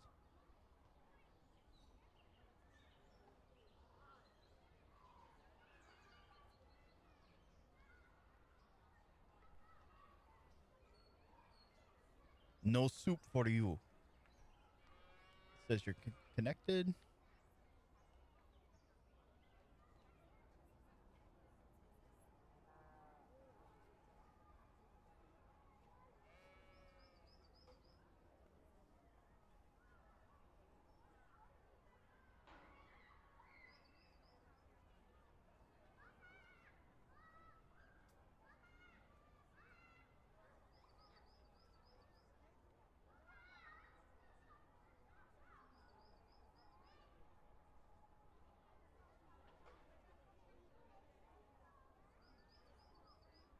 You're saying that to the group?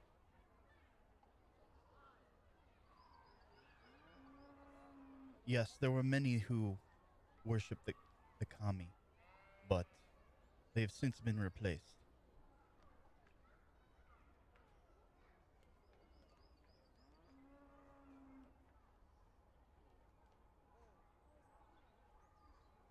I see.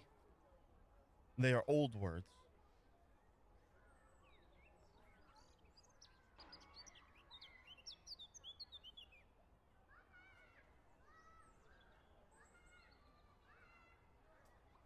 This is quite interesting. I one day hope to see your homeland.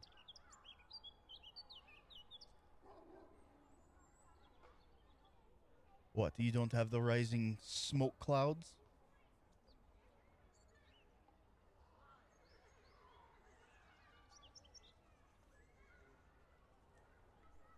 I would very much like this.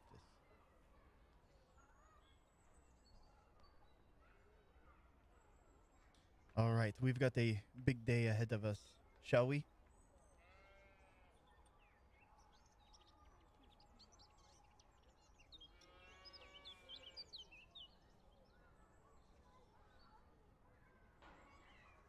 Nice.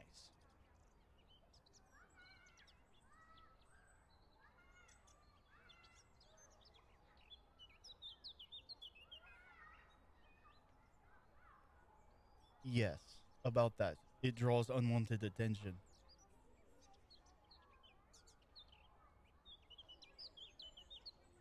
You're no, when it flails about.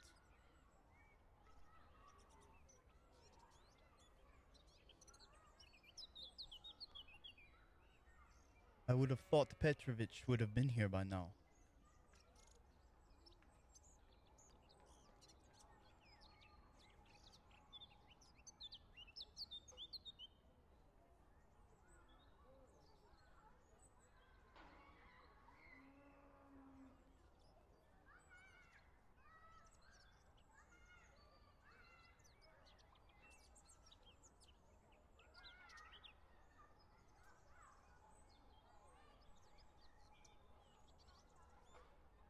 Perhaps we could get the hat and cut some holes in it.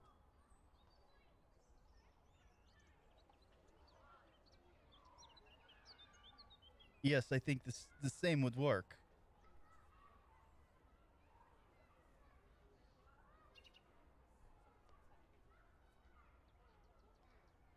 But 4'3" head is huge. All right, some time is going to pass, and then a rapping will be at the door.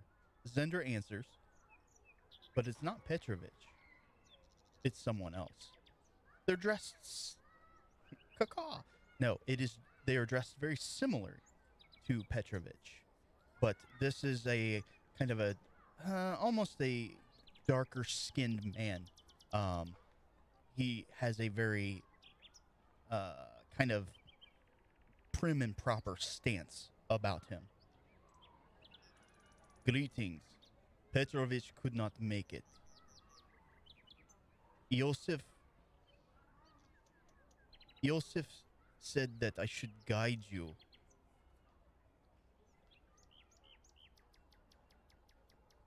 Well, come along.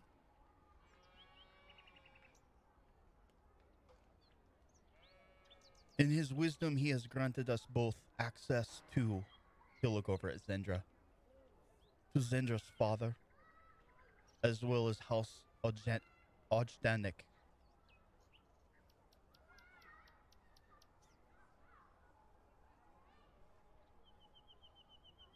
Does anybody have a preference of which we tackle first? If not, he is just going to lead the way.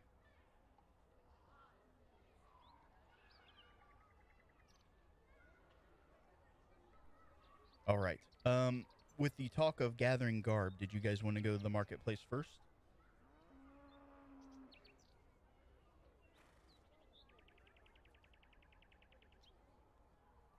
Yeah, I don't think that's too much to ask.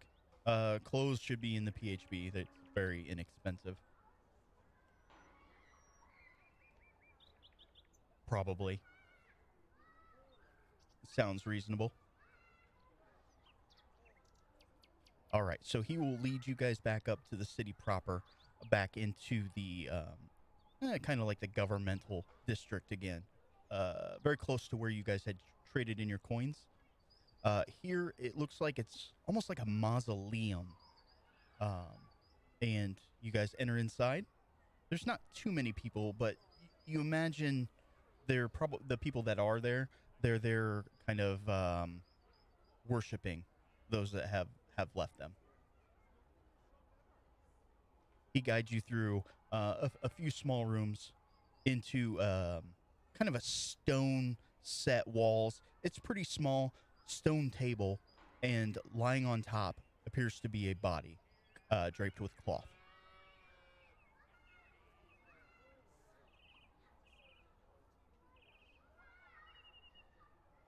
He is not. They have sent somebody else.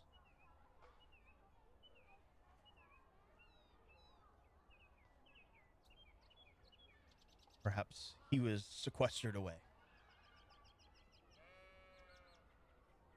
Yes, but the clerics look like they have sent another of his order. Zendra, of course, will pull the cloth back. She's going to break down into tears and be indisposed of for a few minutes. But you guys have the room. You see the cold, hard body of a middle-aged man, maybe pushing into his 50s. His body has been shriveled away.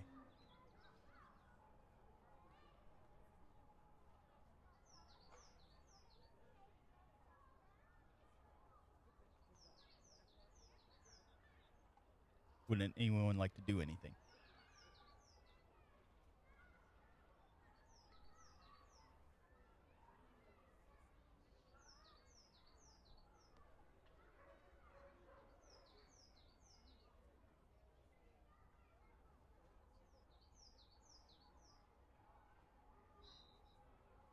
Okay. Describe how you look. With your eyes, do you...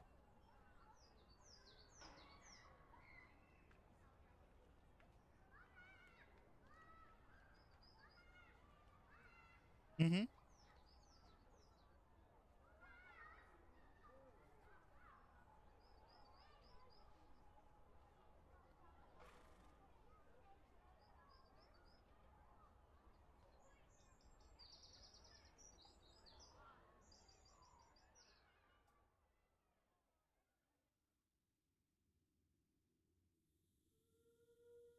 Investigation.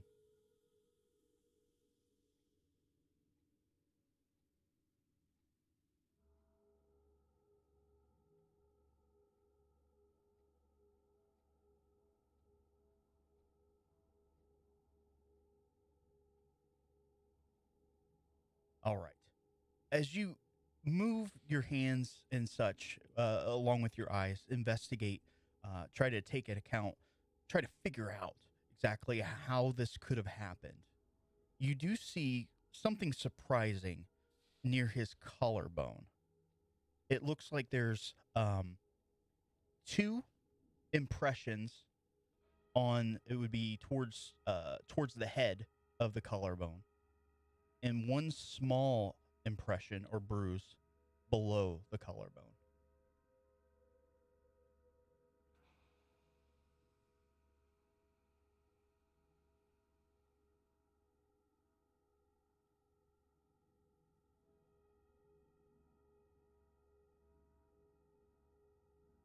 Yeah, as you kind of move your hands over there, the gentleman who had joined you, what have you found, monk?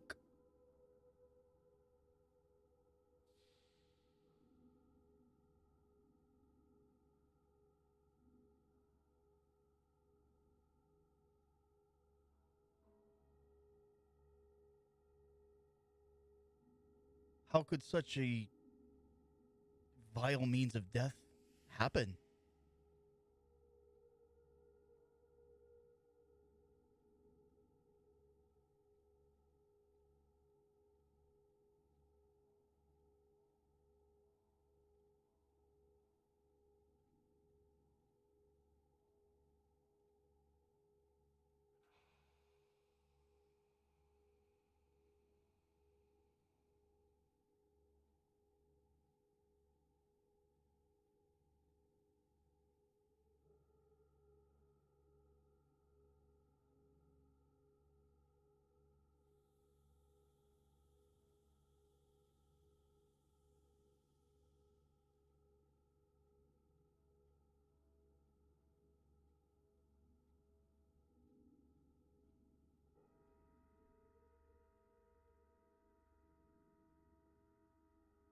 It sounds impossible.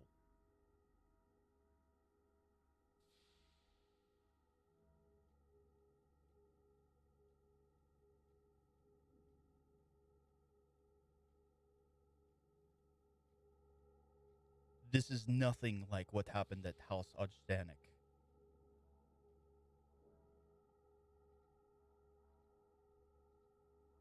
Yes, I was there. I have investigated. This looks like a solo murder. Almost looks like what is the kid story? Vampire? At House Ojdanik, it is very different. Many of many of the guards were almost holes were punched through them. I've never seen such carnage.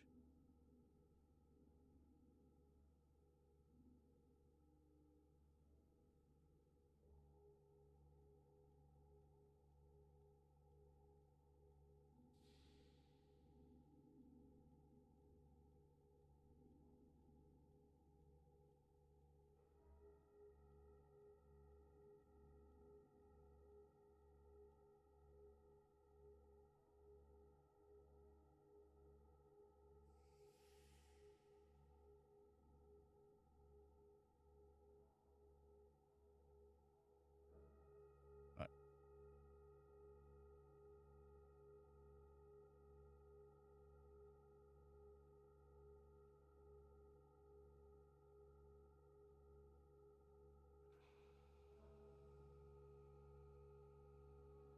the uh, the other Bogatir will look at you. Anyone?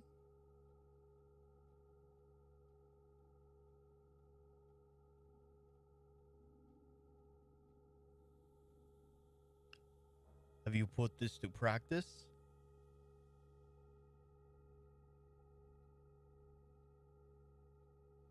Well, I don't see what staring at a corpse is going to get us.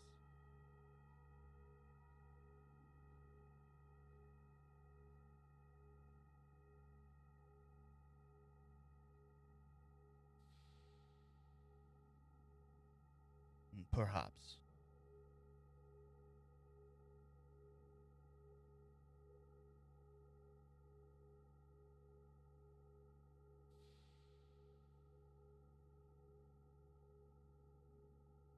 An interesting theory.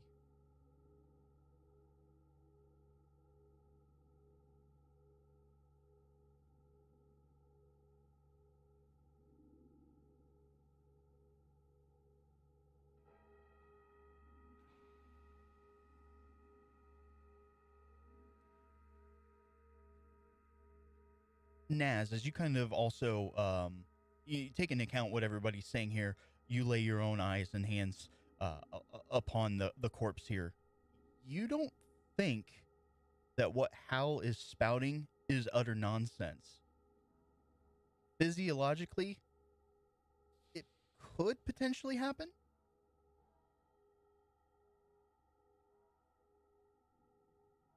I'm just imagining the gnome climbing up on the table. Oh my god.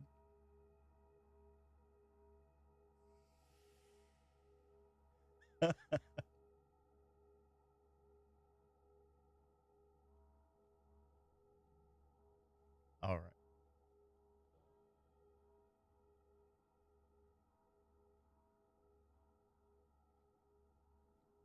All right. Anything else?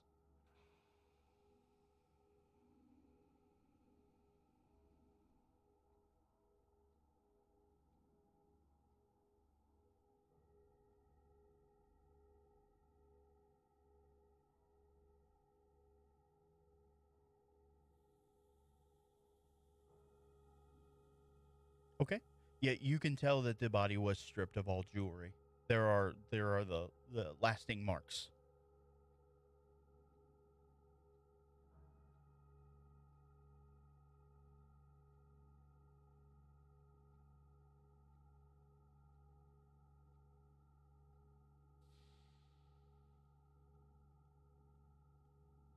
The Merkava?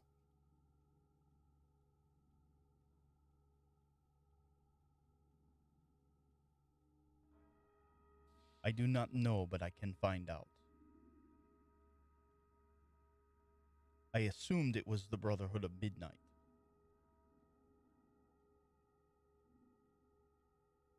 Yes, the group that's perpetuating these crimes.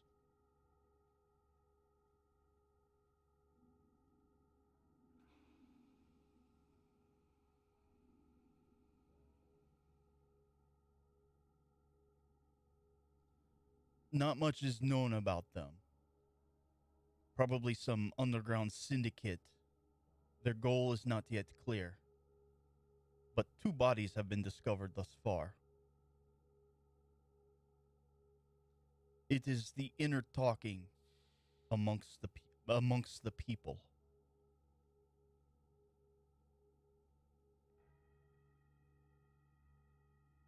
Perhaps, maybe an individual. I do not know.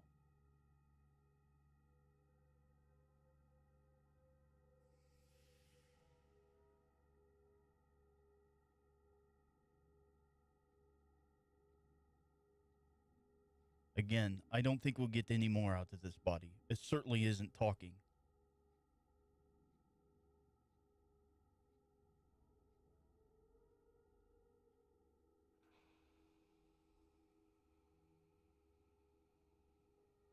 All right. So at the manor, you guys, of course, are ushered in. This place is completely different than House of Stool. There is broken furniture lying about. They haven't even cleaned up the bodies yet. You'll see 5, 6 soldiers lay dead on the ground, half of which are still clutching their swords.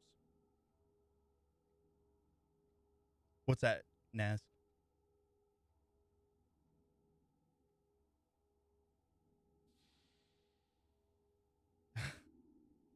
Slow clap.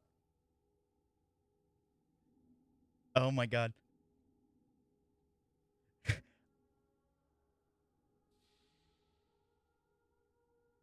Oh my god. No, you had rolled an investigation. What were you looking for?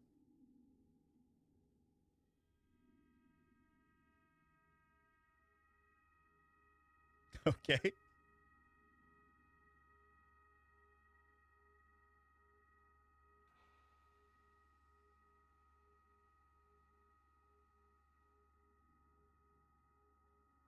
From what you gather, it was very quick. You can't see any signs of struggle. There's no dead skin underneath the fingernail or cloth or anything like that. Whatever happened quickly.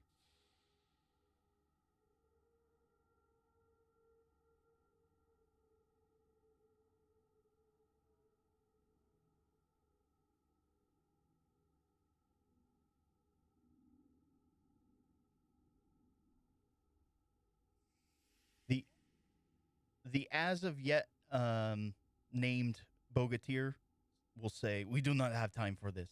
Zendra is like, "Hell no."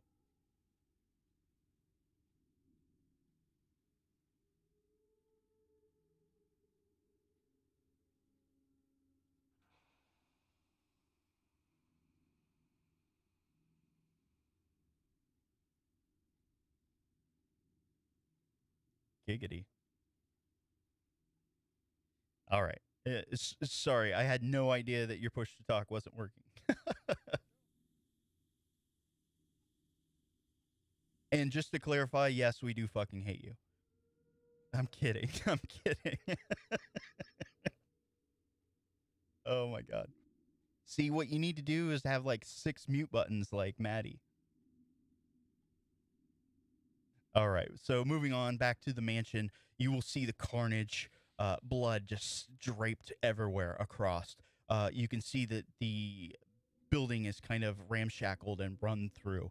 Parchment is scattered about the floors. Broken vases, broken furniture.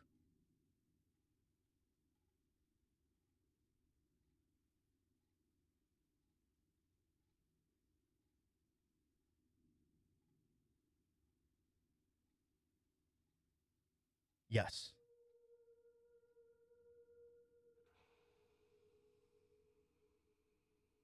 So you guys have total run of the place as for right now.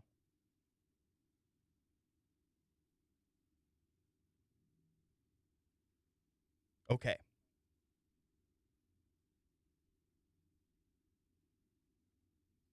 Okay. One thing that you're going to find out about the room, there's a reason why a lot of things are broken. It seems they were used as weapons, vases, chairs, etc.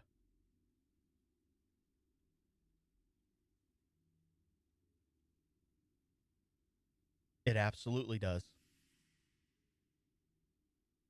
Different house.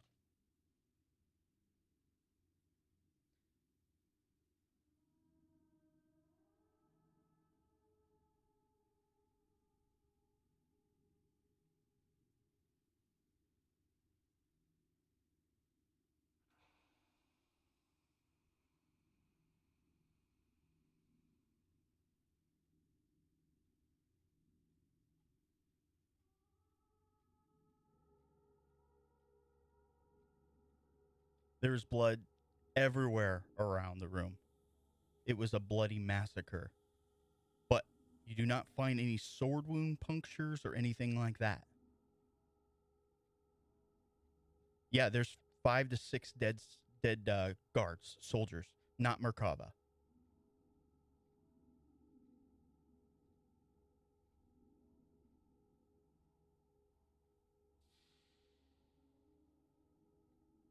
Okay, so you've got an unnamed, because no one's asked, Bogatir, then the party, and Zendra.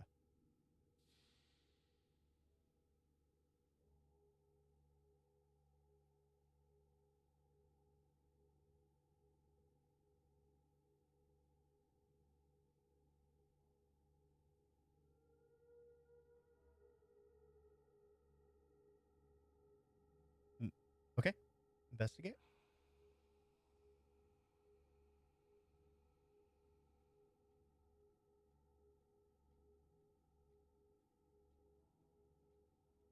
As it's been a few days, which is odd that they haven't cleaned this up.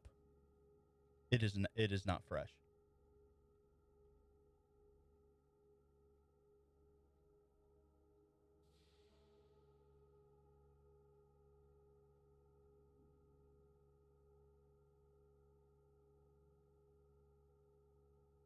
In the city, you don't really have a basis of comparison, but it is a lot better than the area you're from.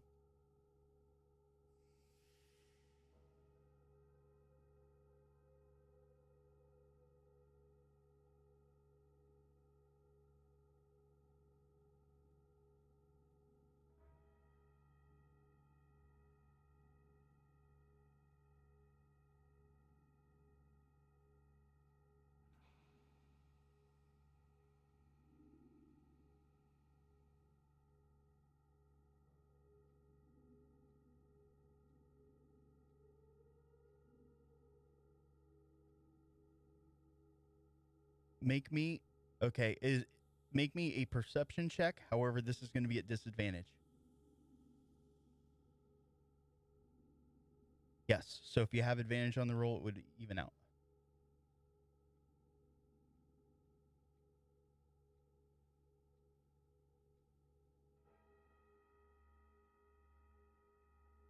Okay. So in the bottom left hand corner, you've got the advantage disadvantage toggle. So click disadvantage and then roll.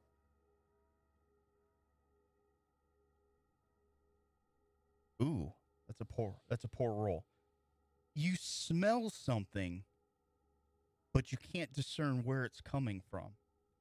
To everyone else, Naz, of course, is just sniffing the air.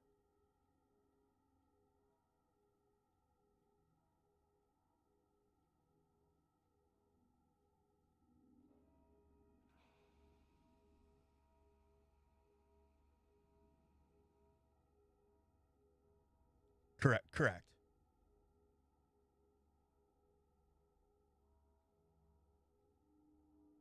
Yeah, after a few minutes of kind of sniffing the air, whatever you were smelling that you couldn't find is gone.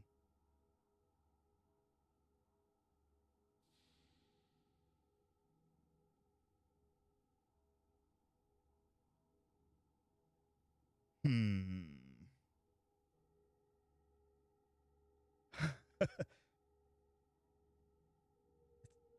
It's so weird. It smells like cat butt. No.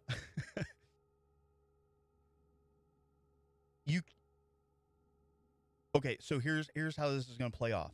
You can't identify a single school because it was too intermixed.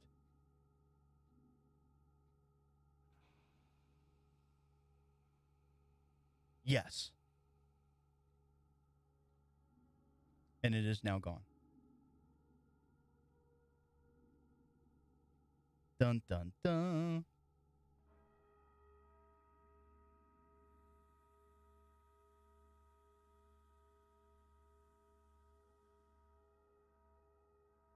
Anything else that you guys wish to investigate?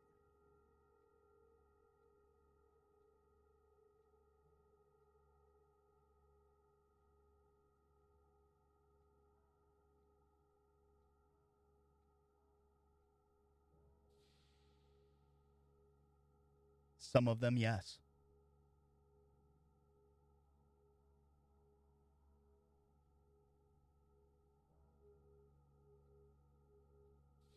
Because you're rolling on that table, bro.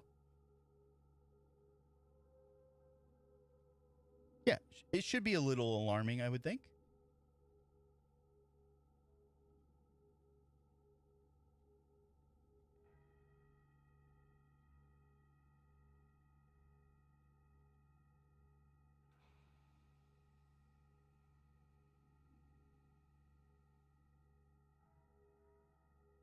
Hal says that, and the Bogatir goes, "Yes, let's announce it to everyone. I'm sure they will believe you."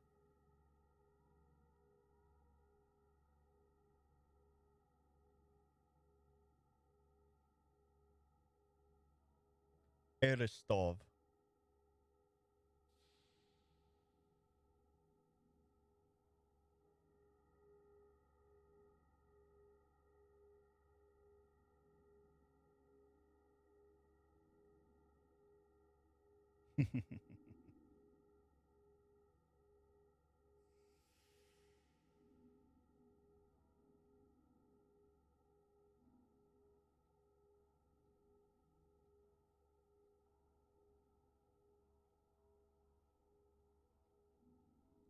It, yeah, Eristov.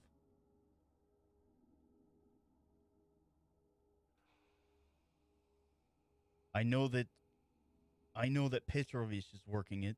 Idiot. We have been charged to hunt down and destroy the Brotherhood of Midnight. So,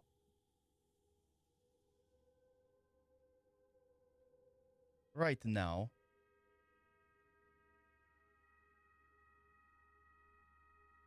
even the Bogatir do not know, and he will laugh jovially while he says this. And the quicker you figure this out, the quicker we go home.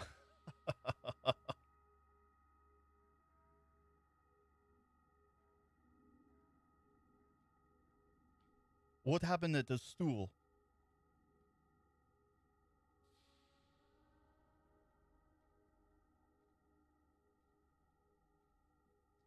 There has to be something linking them.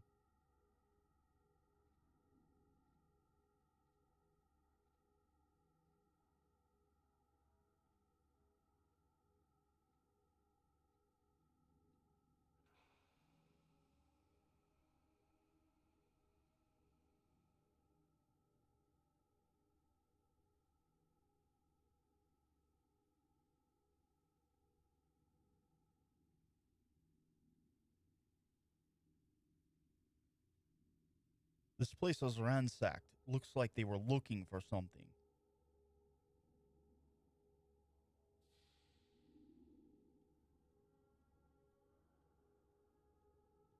It was actually the place that you're at now.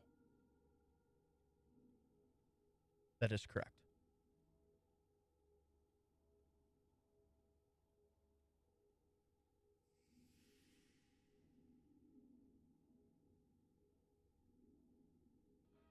Then I suggest we figure out what they took here.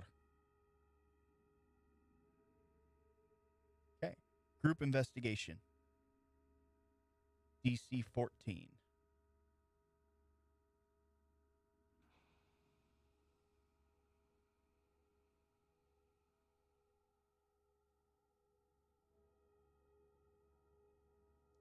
look at them numbers. You guys are good.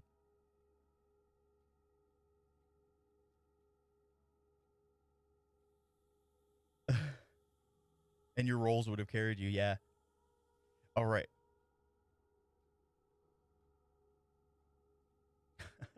All right. So you guys,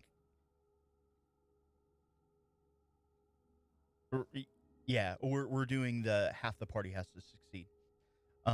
So as you guys take the next 30 minutes to an hour, really scour the room, you guys are going to come across a clue next to a a bookcase. It's kind of fallen over. Books are spilled everywhere. You find what appeared to be a small, like raised pedestal.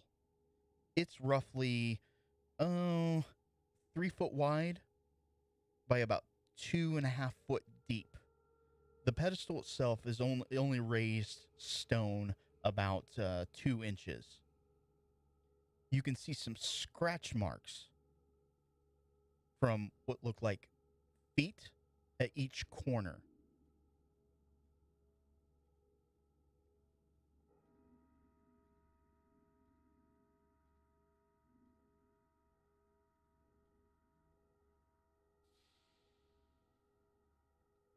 Rat? Oh no, way bigger.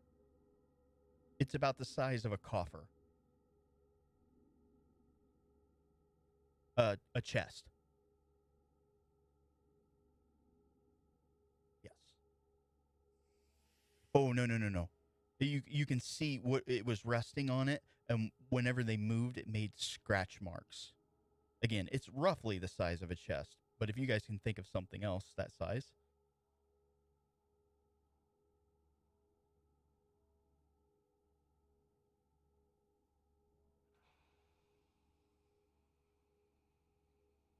Oh heavens, no. Okay, you know those big chests that you have that would sit at the foot of your bed?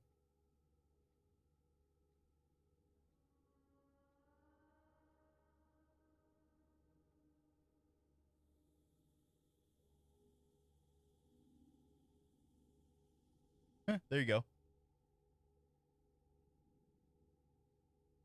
You could fit maybe a couple gnomes.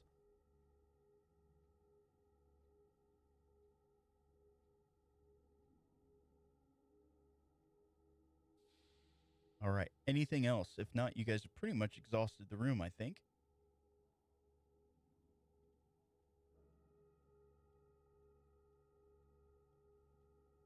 It sprayed out from wherever they were hit.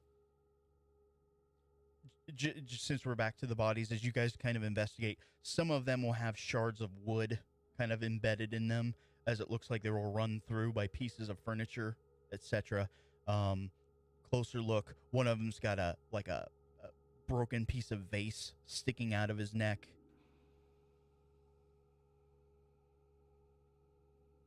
It was incredibly violent.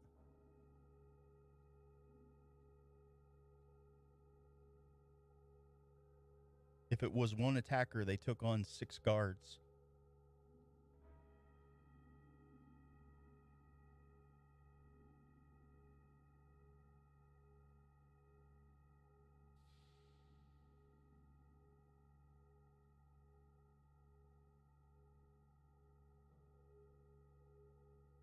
All right. Anything else?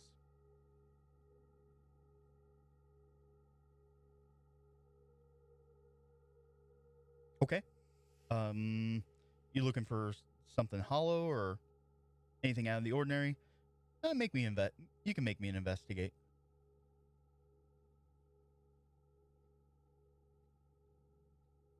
Yeah. Yeah.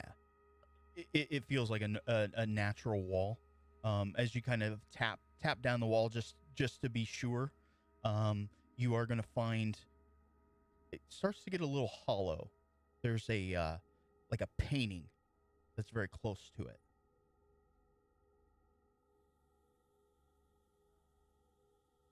And behind it, you see some sort of metal machination. It's got dials, all sorts of crazy things. It's a safe.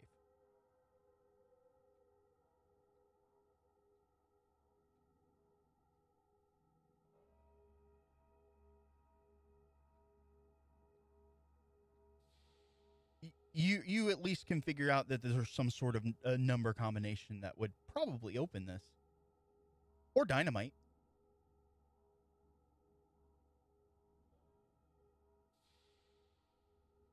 Yeah, I mean, with enough flash powder.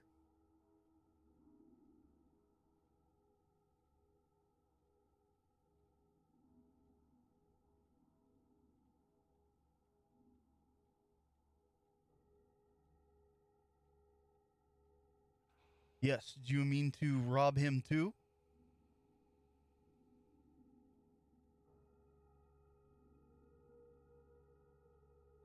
Yes, I forget. You're not from here. It is a place where one keeps valuables.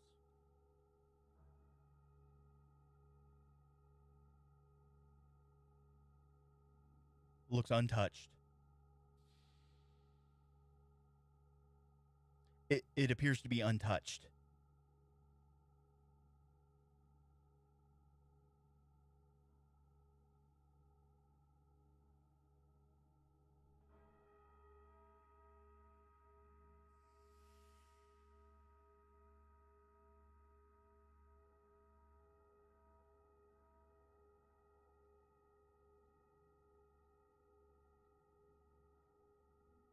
No, not at all. It's completely untouched. Had Makoto not wrapped down the way, it would have been totally unnoticed.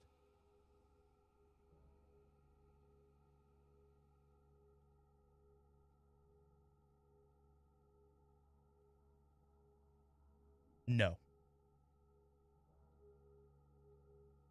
Perhaps the absence of a clue is a clue.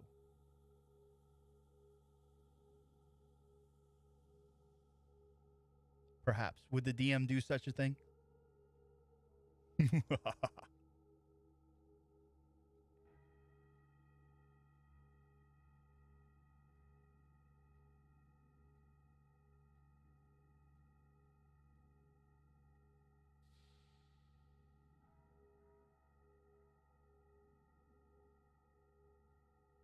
Okay. Make me a persuasion check while you do that.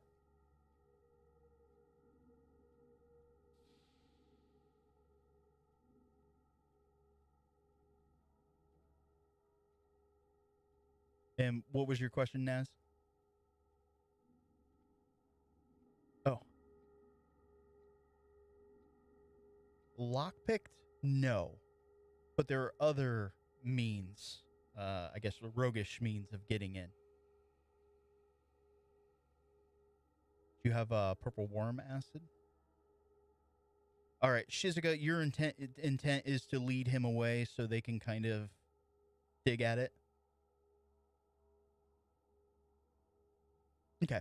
Well, we'll do the persuasion here first. As you're leading him out of the room, he doesn't resist. He walks over. Right as you're kind of getting at the end, getting ready to start your questions, he says, "I am not Petrovich. I don't care."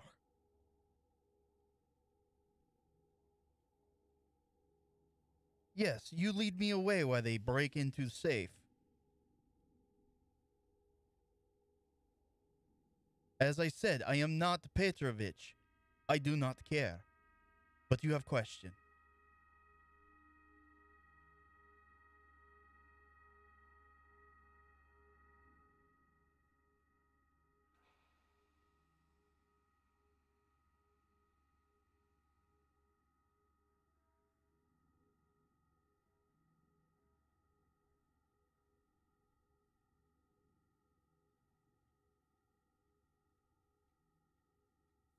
Perhaps, but it is effective. It's been customary. It doesn't happen all the time.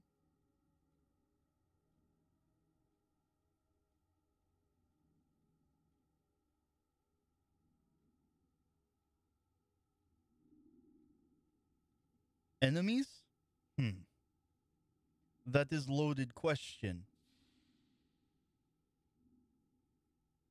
Everyone has enemies. Everyone has rivals.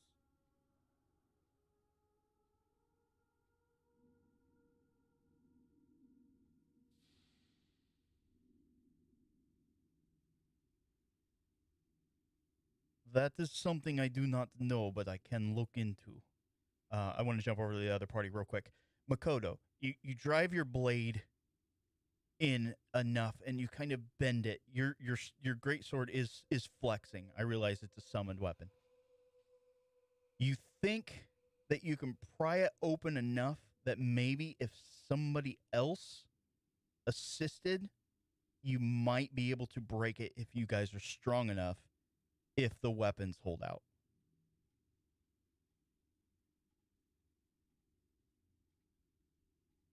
I realize that, but not everyone has the same advantage as you.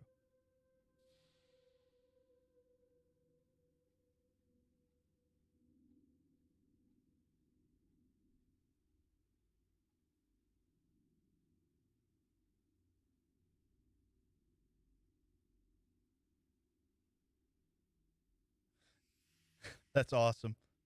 Did you want to role play that out as they're just pulling and yeah, they're just yanking on that as you walk up with your crowbar.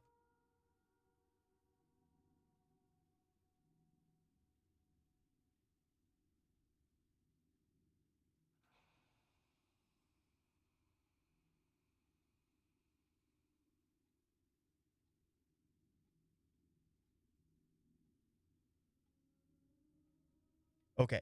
So here's what's going to happen. You guys are you guys have the advantage of strength.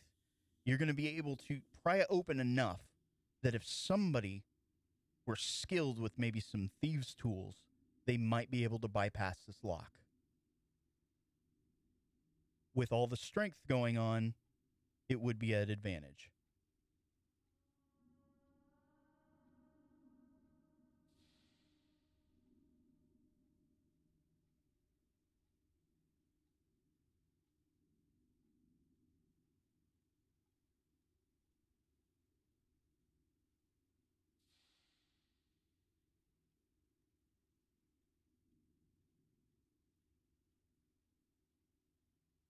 Okay?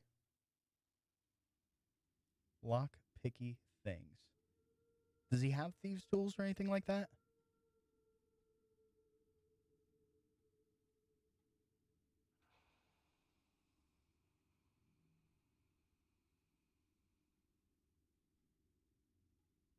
Uh,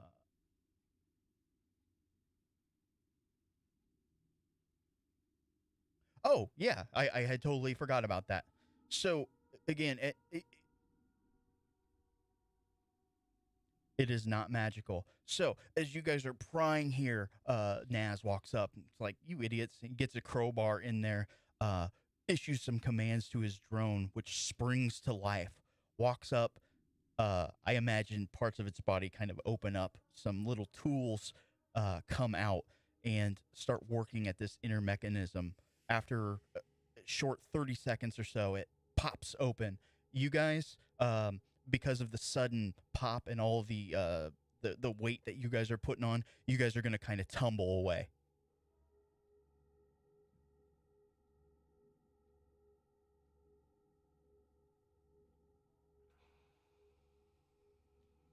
Inside, you guys are going to find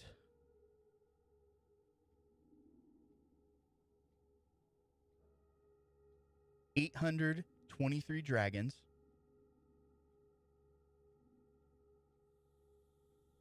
740 nibs, copper.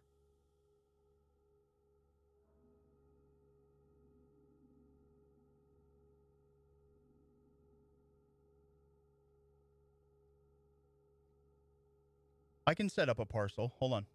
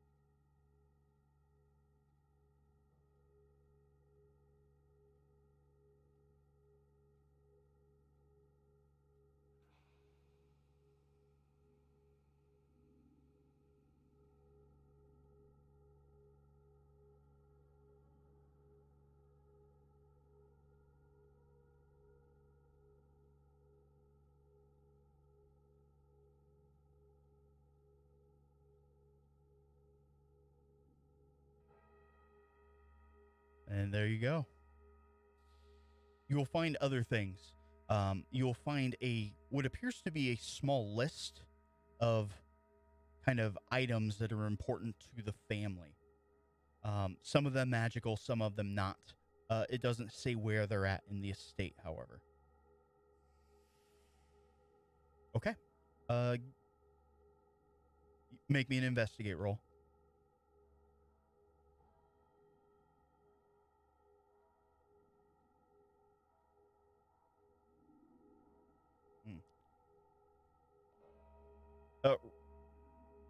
So it would give him advantage. Yeah, roll again and we'll add the two together. I'm not going to make you roll, Naz. And it's terrible. Whoever had the penmanship that wrote this stuff down, it's barely readable. One thing that you're going to find, though, is the chest of transformation is written down. You don't know what it is, what it does, but it obviously sticks out. Yeah, it obviously sticks out.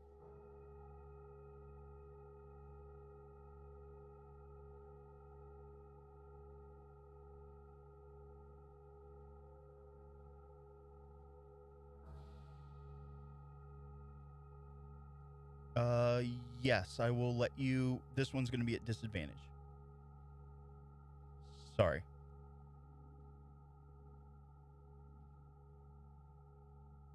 Well, they're going to give you two different things.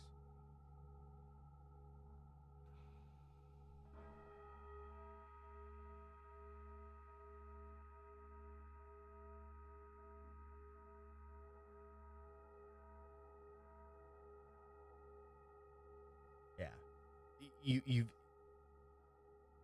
You've never heard of such an item before in all your readings. All right.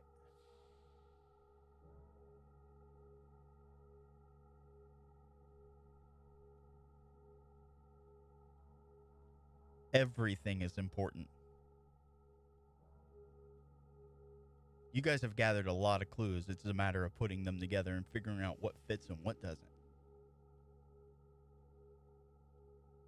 All right, anything else, or we're going to move on?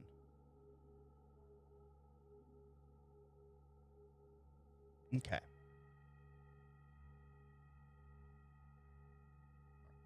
So,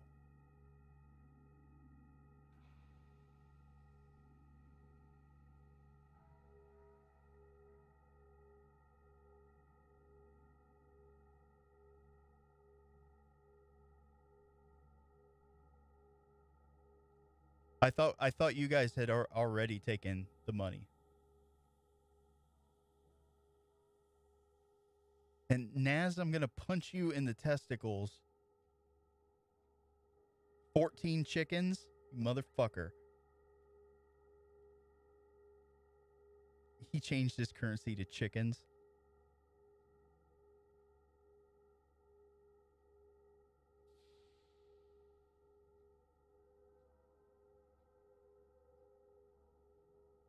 I hate you.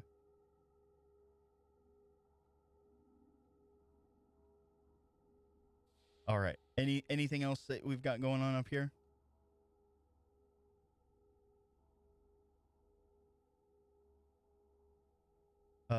The Bogatir?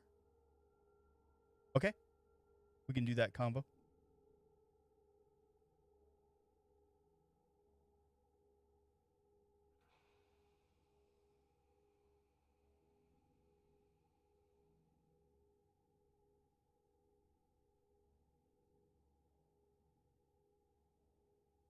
That is a great question.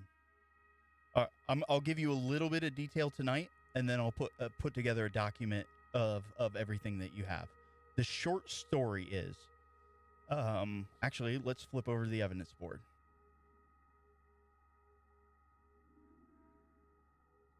If you guys want me to add things, it's very easy for me to do. Okay.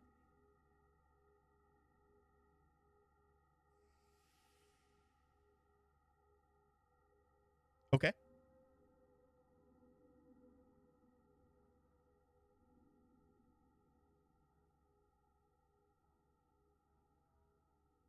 Um. Uh, yep.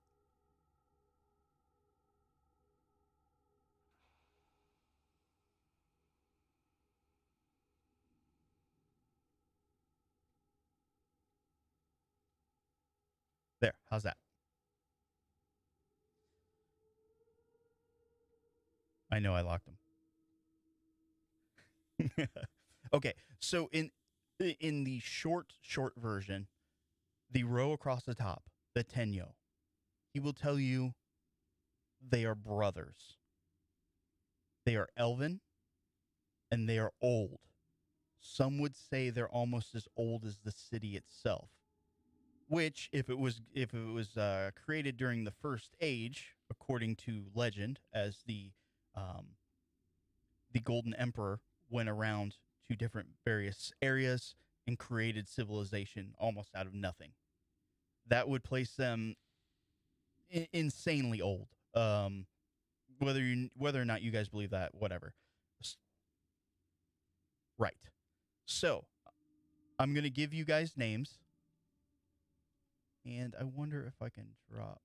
I can't do that because of stats. Oh, stop doing that. That's me. Okay. So we'll go left to right, and I'll put together a document for you guys. We've got Dukar Vanya Maxim, and Dukar is a title. Dukar Pyotr Maxim, and Dukar Kazimir Maxim.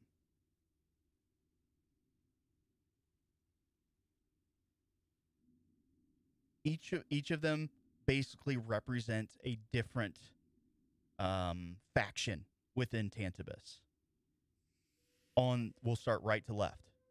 So Kazimir, he represents the clerists. Pyotr represents the Merkava. And Vanya, he represents the Mercantile Guild. Now, we'll go down a tier. They're still council members, but they're kind of brought here for a reason. We'll go right to left again. So we've got Marquess Katya Iskra. She is, think of her as like second in command when it comes to all things clerists. Then we've got Primor Artem Fedor. It would be like 5-star general in the Merkava. And then you have the Count Vasily. He is the primo when it comes to the Mercantile Guild.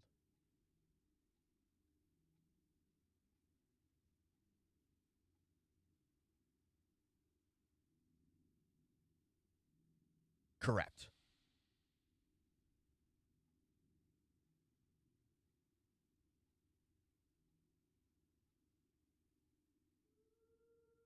Correct.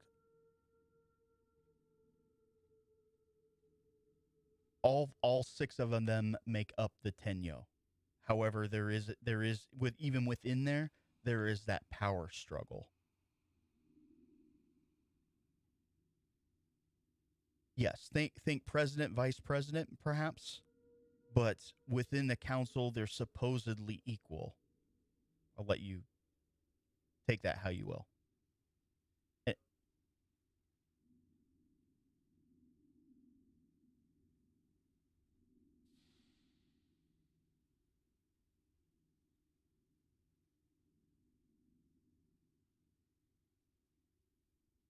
Okay, that is actually incorrect. Aristov will correct you. He is, think of him as hmm, police outside of the military. He is actually an extension, an arm of the Mercantile Guild.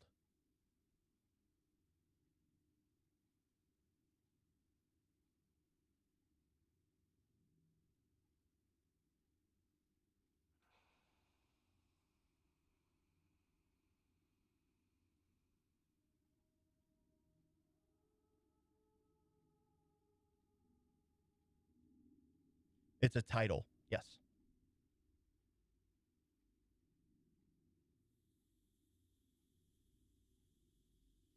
Yeah, you could think of it in like internal affairs, that sort of thing.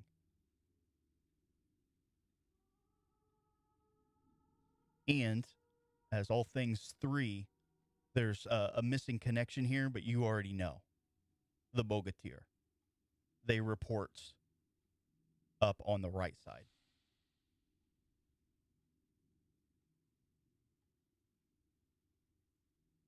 That is correct.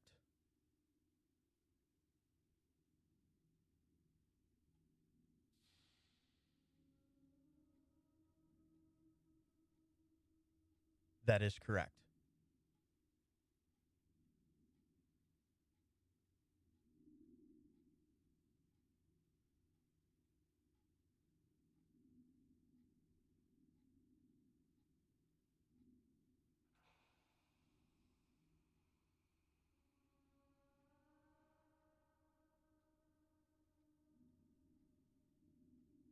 That is correct. Yeah, they are the church, if you want to put it in a broad stroke.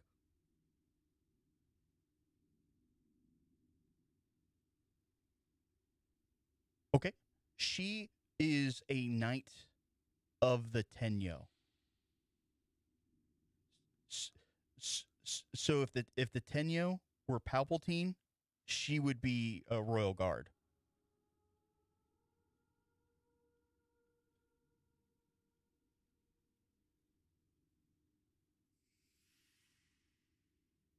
Cor- that is correct. Yes, layers on layers on layers. Yeah, yeah, you could say that.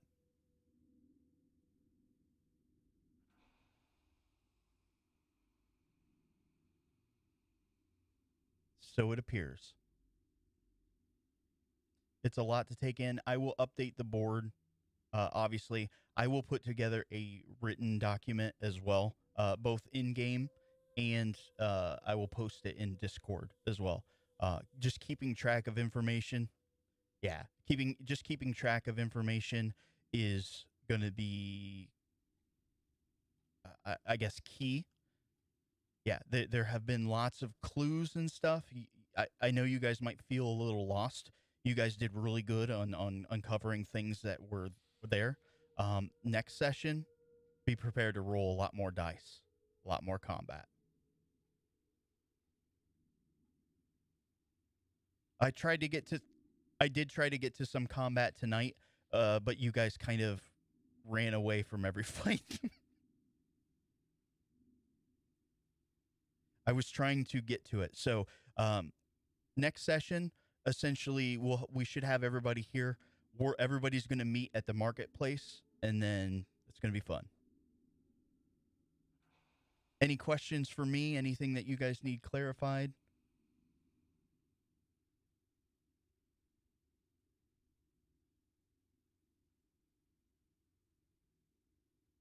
Oh, I think it was awesome. I love that interaction with him. He's such an interesting character, and he's one of the few that I did kind of heist from Dragon Heist.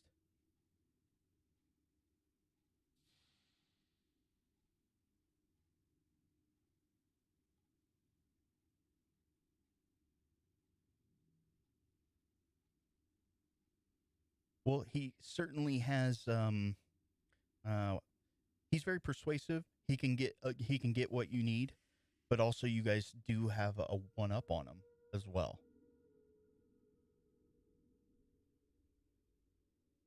No, you kind of use it as needed.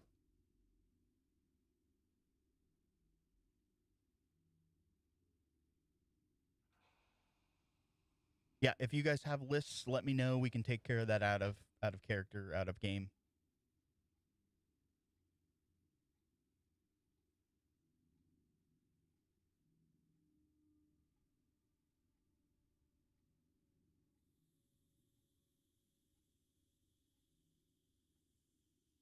Right.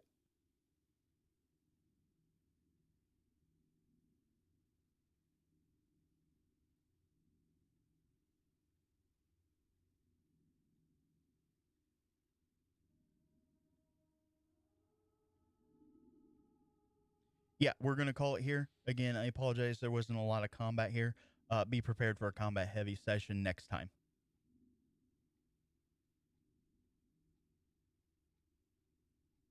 Did you guys take it? So let me beep bop boop. Ka-ching.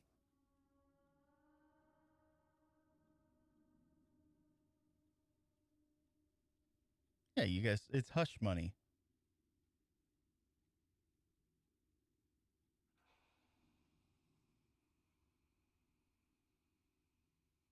I know. This is why Fantasy Grounds is awesome. Stuff like this.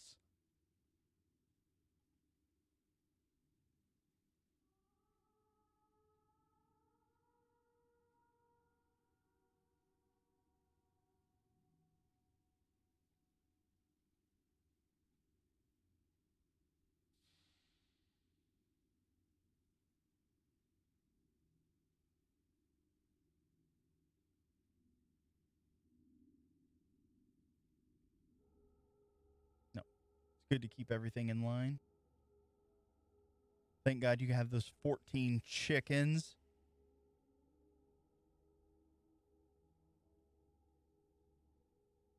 I'm going to wait for him to log off, and then I'm going to get into his character sheet and then add the weight. I do this. No, you can't. Why is that? You're encumbered. Why am I encumbered? 14 chickens.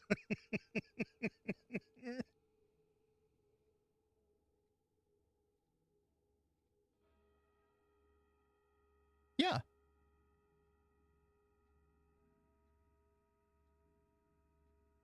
Yes.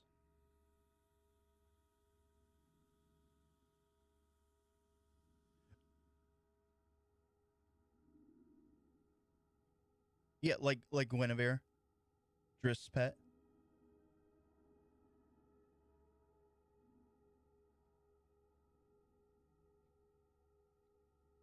Okay.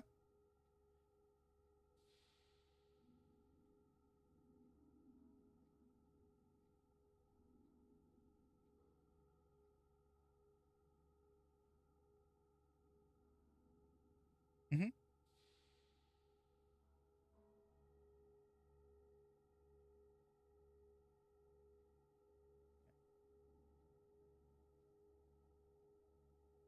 Well, you guys have a leg up on him. Like, I mean, he like legitimately, if he thinks or he told you that if people found out that you have the information that he gave you, they will kill him.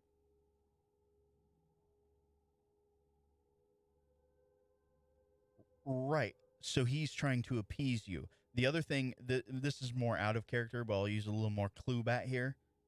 He can get anything that you guys want or need. It's just a matter of if you can pay for it and the amount of time. Yes.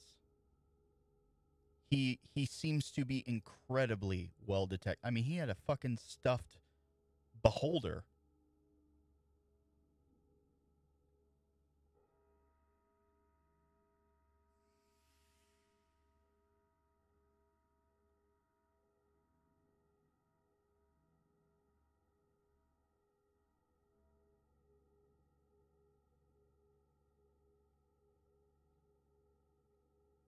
Nice.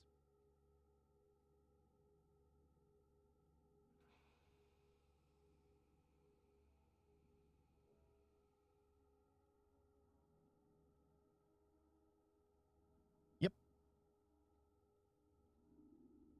Okay.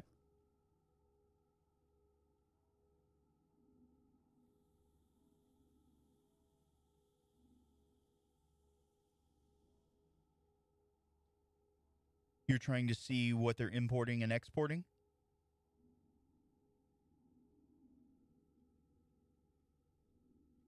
Okay. We will look into that, but you'll need a source of information to get that. I mean, you could literally say I'm going to walk around and ask townspeople, or you could be like, well, I'm going to go to the dockmaster at the port, or I'm going to go blah blah blah. So yes, um, I'm not very good at drawing. I'll try to draw a 2D map, but this is such in 3D. It'll probably end up being a 2D and a 3D map. I did post it in the Valoris chat, but my artistic ability is not very good.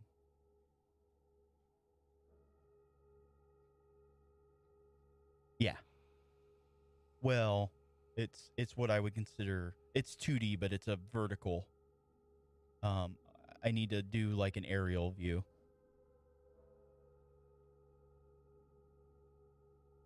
I thought I pinned it. I did not. Uh-huh.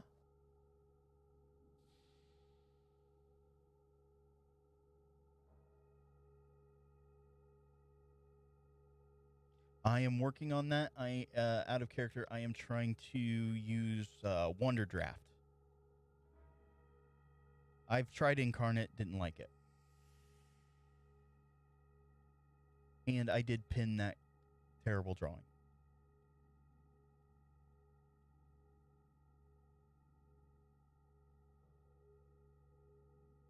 Yeah, absolutely.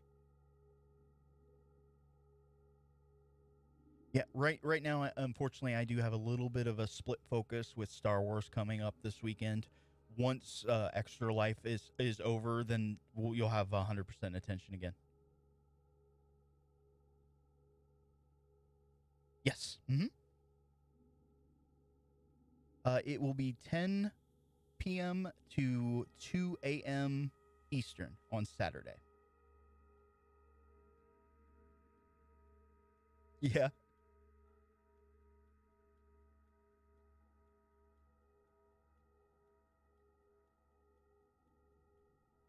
Oh, wow.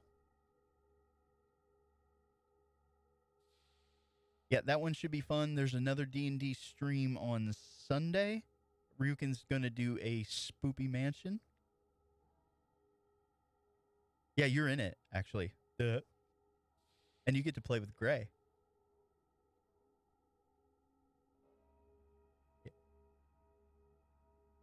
Yeah. He's cool. We'll keep him. Lols.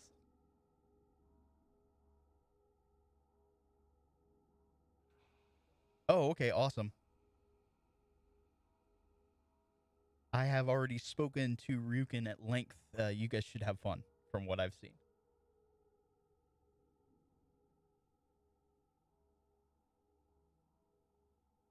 Yeah, I can see that.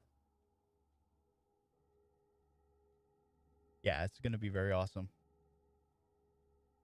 Okay.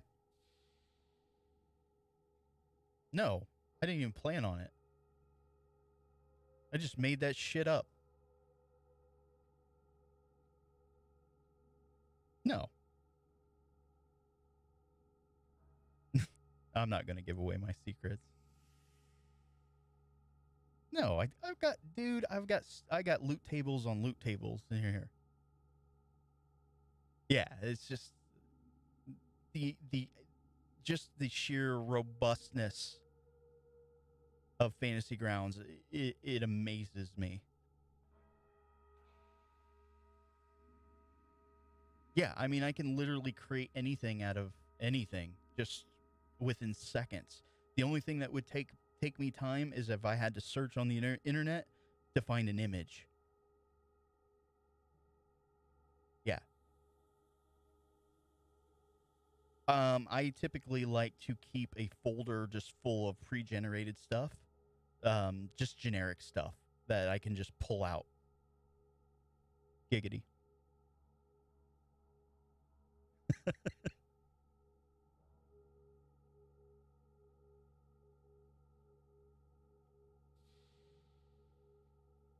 Uh,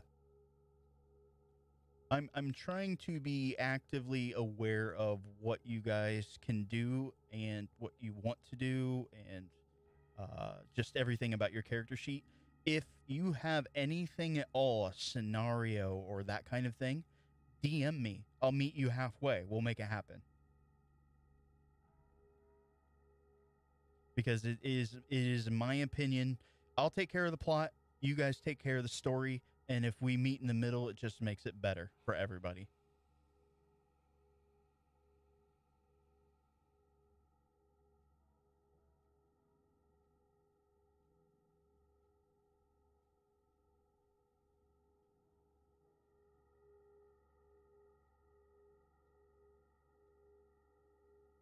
Yeah, you need to get those temp hit points.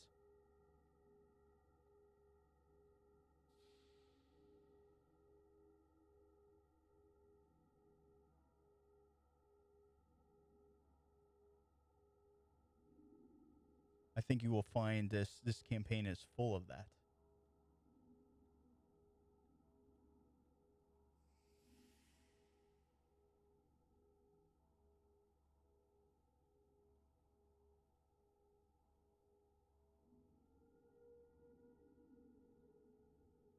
Okay. So let me give you a scenario. This is me as both a DM and as a player. I like swashbucklers. I think they're amazing. Okay. So, like, when I play a swashbuckler, I try to meet the DM halfway and be like, these are the things that I want to do. I want to swing from chandeliers. I want to, uh, stick my dagger in a sail and propel myself down, or use a curtain to kind of get down quickly, things like that. So I feel like it's my responsibility as a player to make the DM aware this is the kind of things that I'm looking for, because no matter how good a DM is, they're not always going to know. They can't know always what's going on inside your head. Yeah, absolutely. Yeah.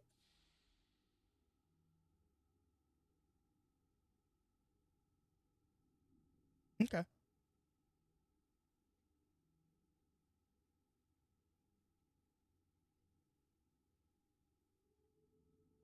Yeah, absolutely. Yeah, it just very rarely will I be like, no. Be like, okay, that's interesting. How about we look at it this way? And then, back a little bit of back and forth, boom, solved.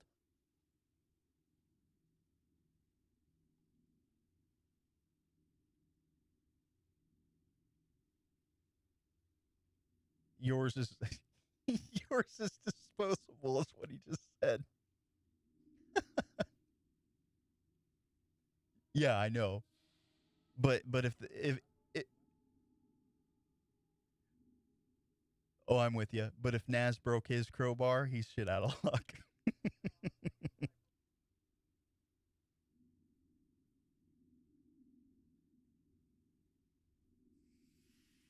Oh, I'm sure.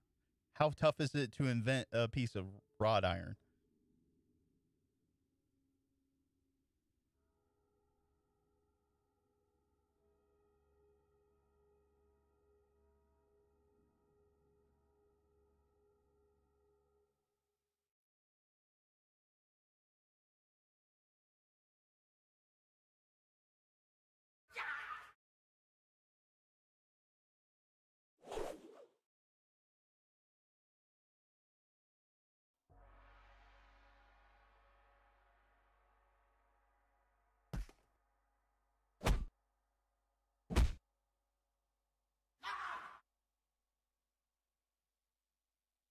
That's awesome. But a great session tonight. I know it was very role play, investigation heavy. Don't plan on that type of. Oh, okay. Okay, great. So I love to hear feedback. I was afraid that it was just too far the one way. I was trying to get some fights in there, but I'm like, oh, there's something interesting going on here. Oh, we don't want involved in that. Well, shit.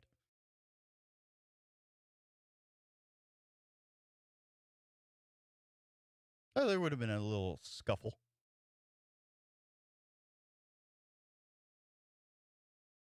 Yes, that would have triggered something.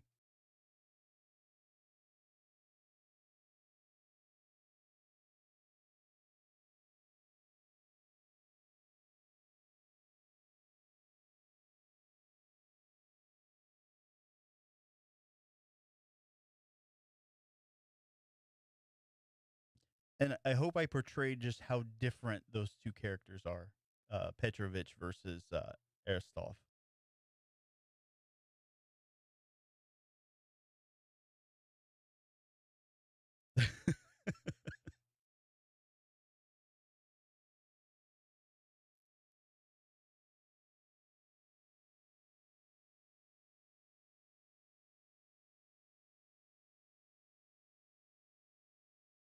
Yeah, I had to make an insight check.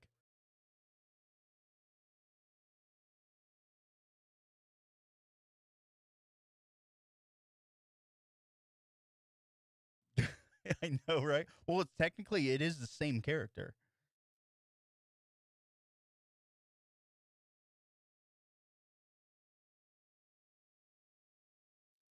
I think it's great. It gives the opportunity for other players to do things they may normally not get to do.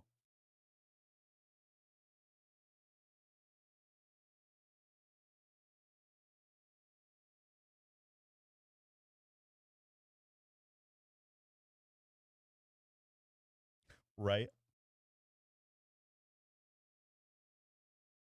No, no. There's a risk reward here in this city. I mean, you guys, if you're caught doing bad things, they will not hesitate to throw the book at you.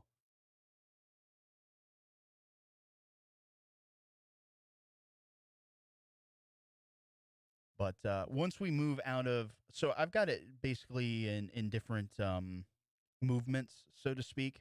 So in this first movement, it's going to be more investigatory and that sort of thing. Once we hit the second movement, it's going to be a lot more kind of swept up into things. As I don't want to say big bad evil guy because that's not entirely accurate. I designed this to be, how do I say this? It is multi-tiered, multi-webbed. So there's more than just, you know what I mean? There's more than just one good guy in a city. There's a bunch of bad guys. They all have different ambitions and goals and that sort of thing. So wherever you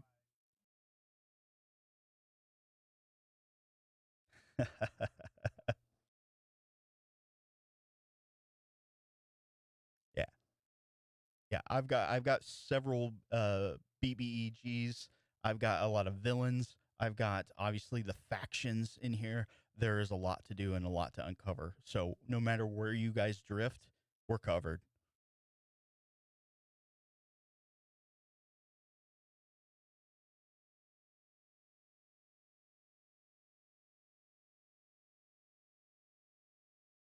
oh, oh yeah, of course.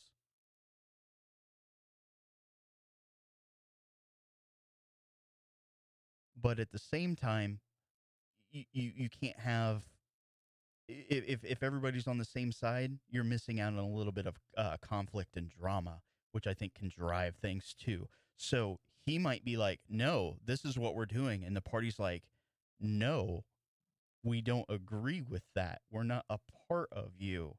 You do that. You're on your own." That could be awesome.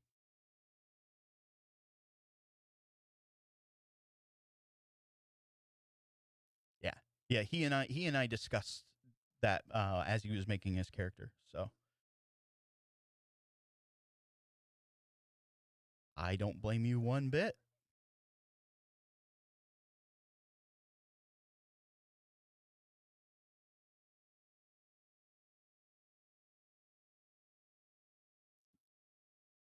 Oh, it's yeah. I mean, he's I mean, he what he's doing is illegal. I mean, even the dumbest character would be like, "Oh yeah, I get it."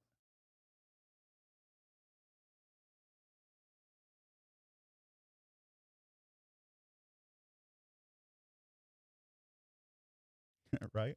We're gonna plead ignorance.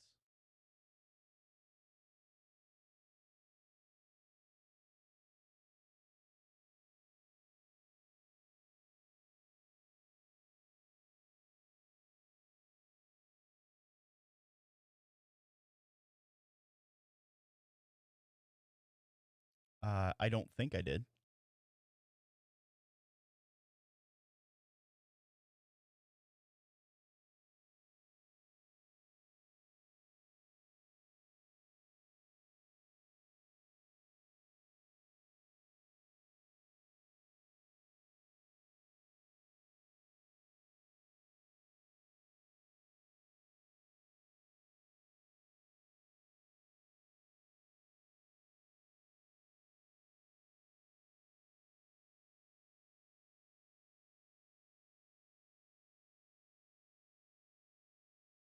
Yeah, thus far, I think it's been It's been a lot of fun. It's a little it's sometimes it's what's the proper word?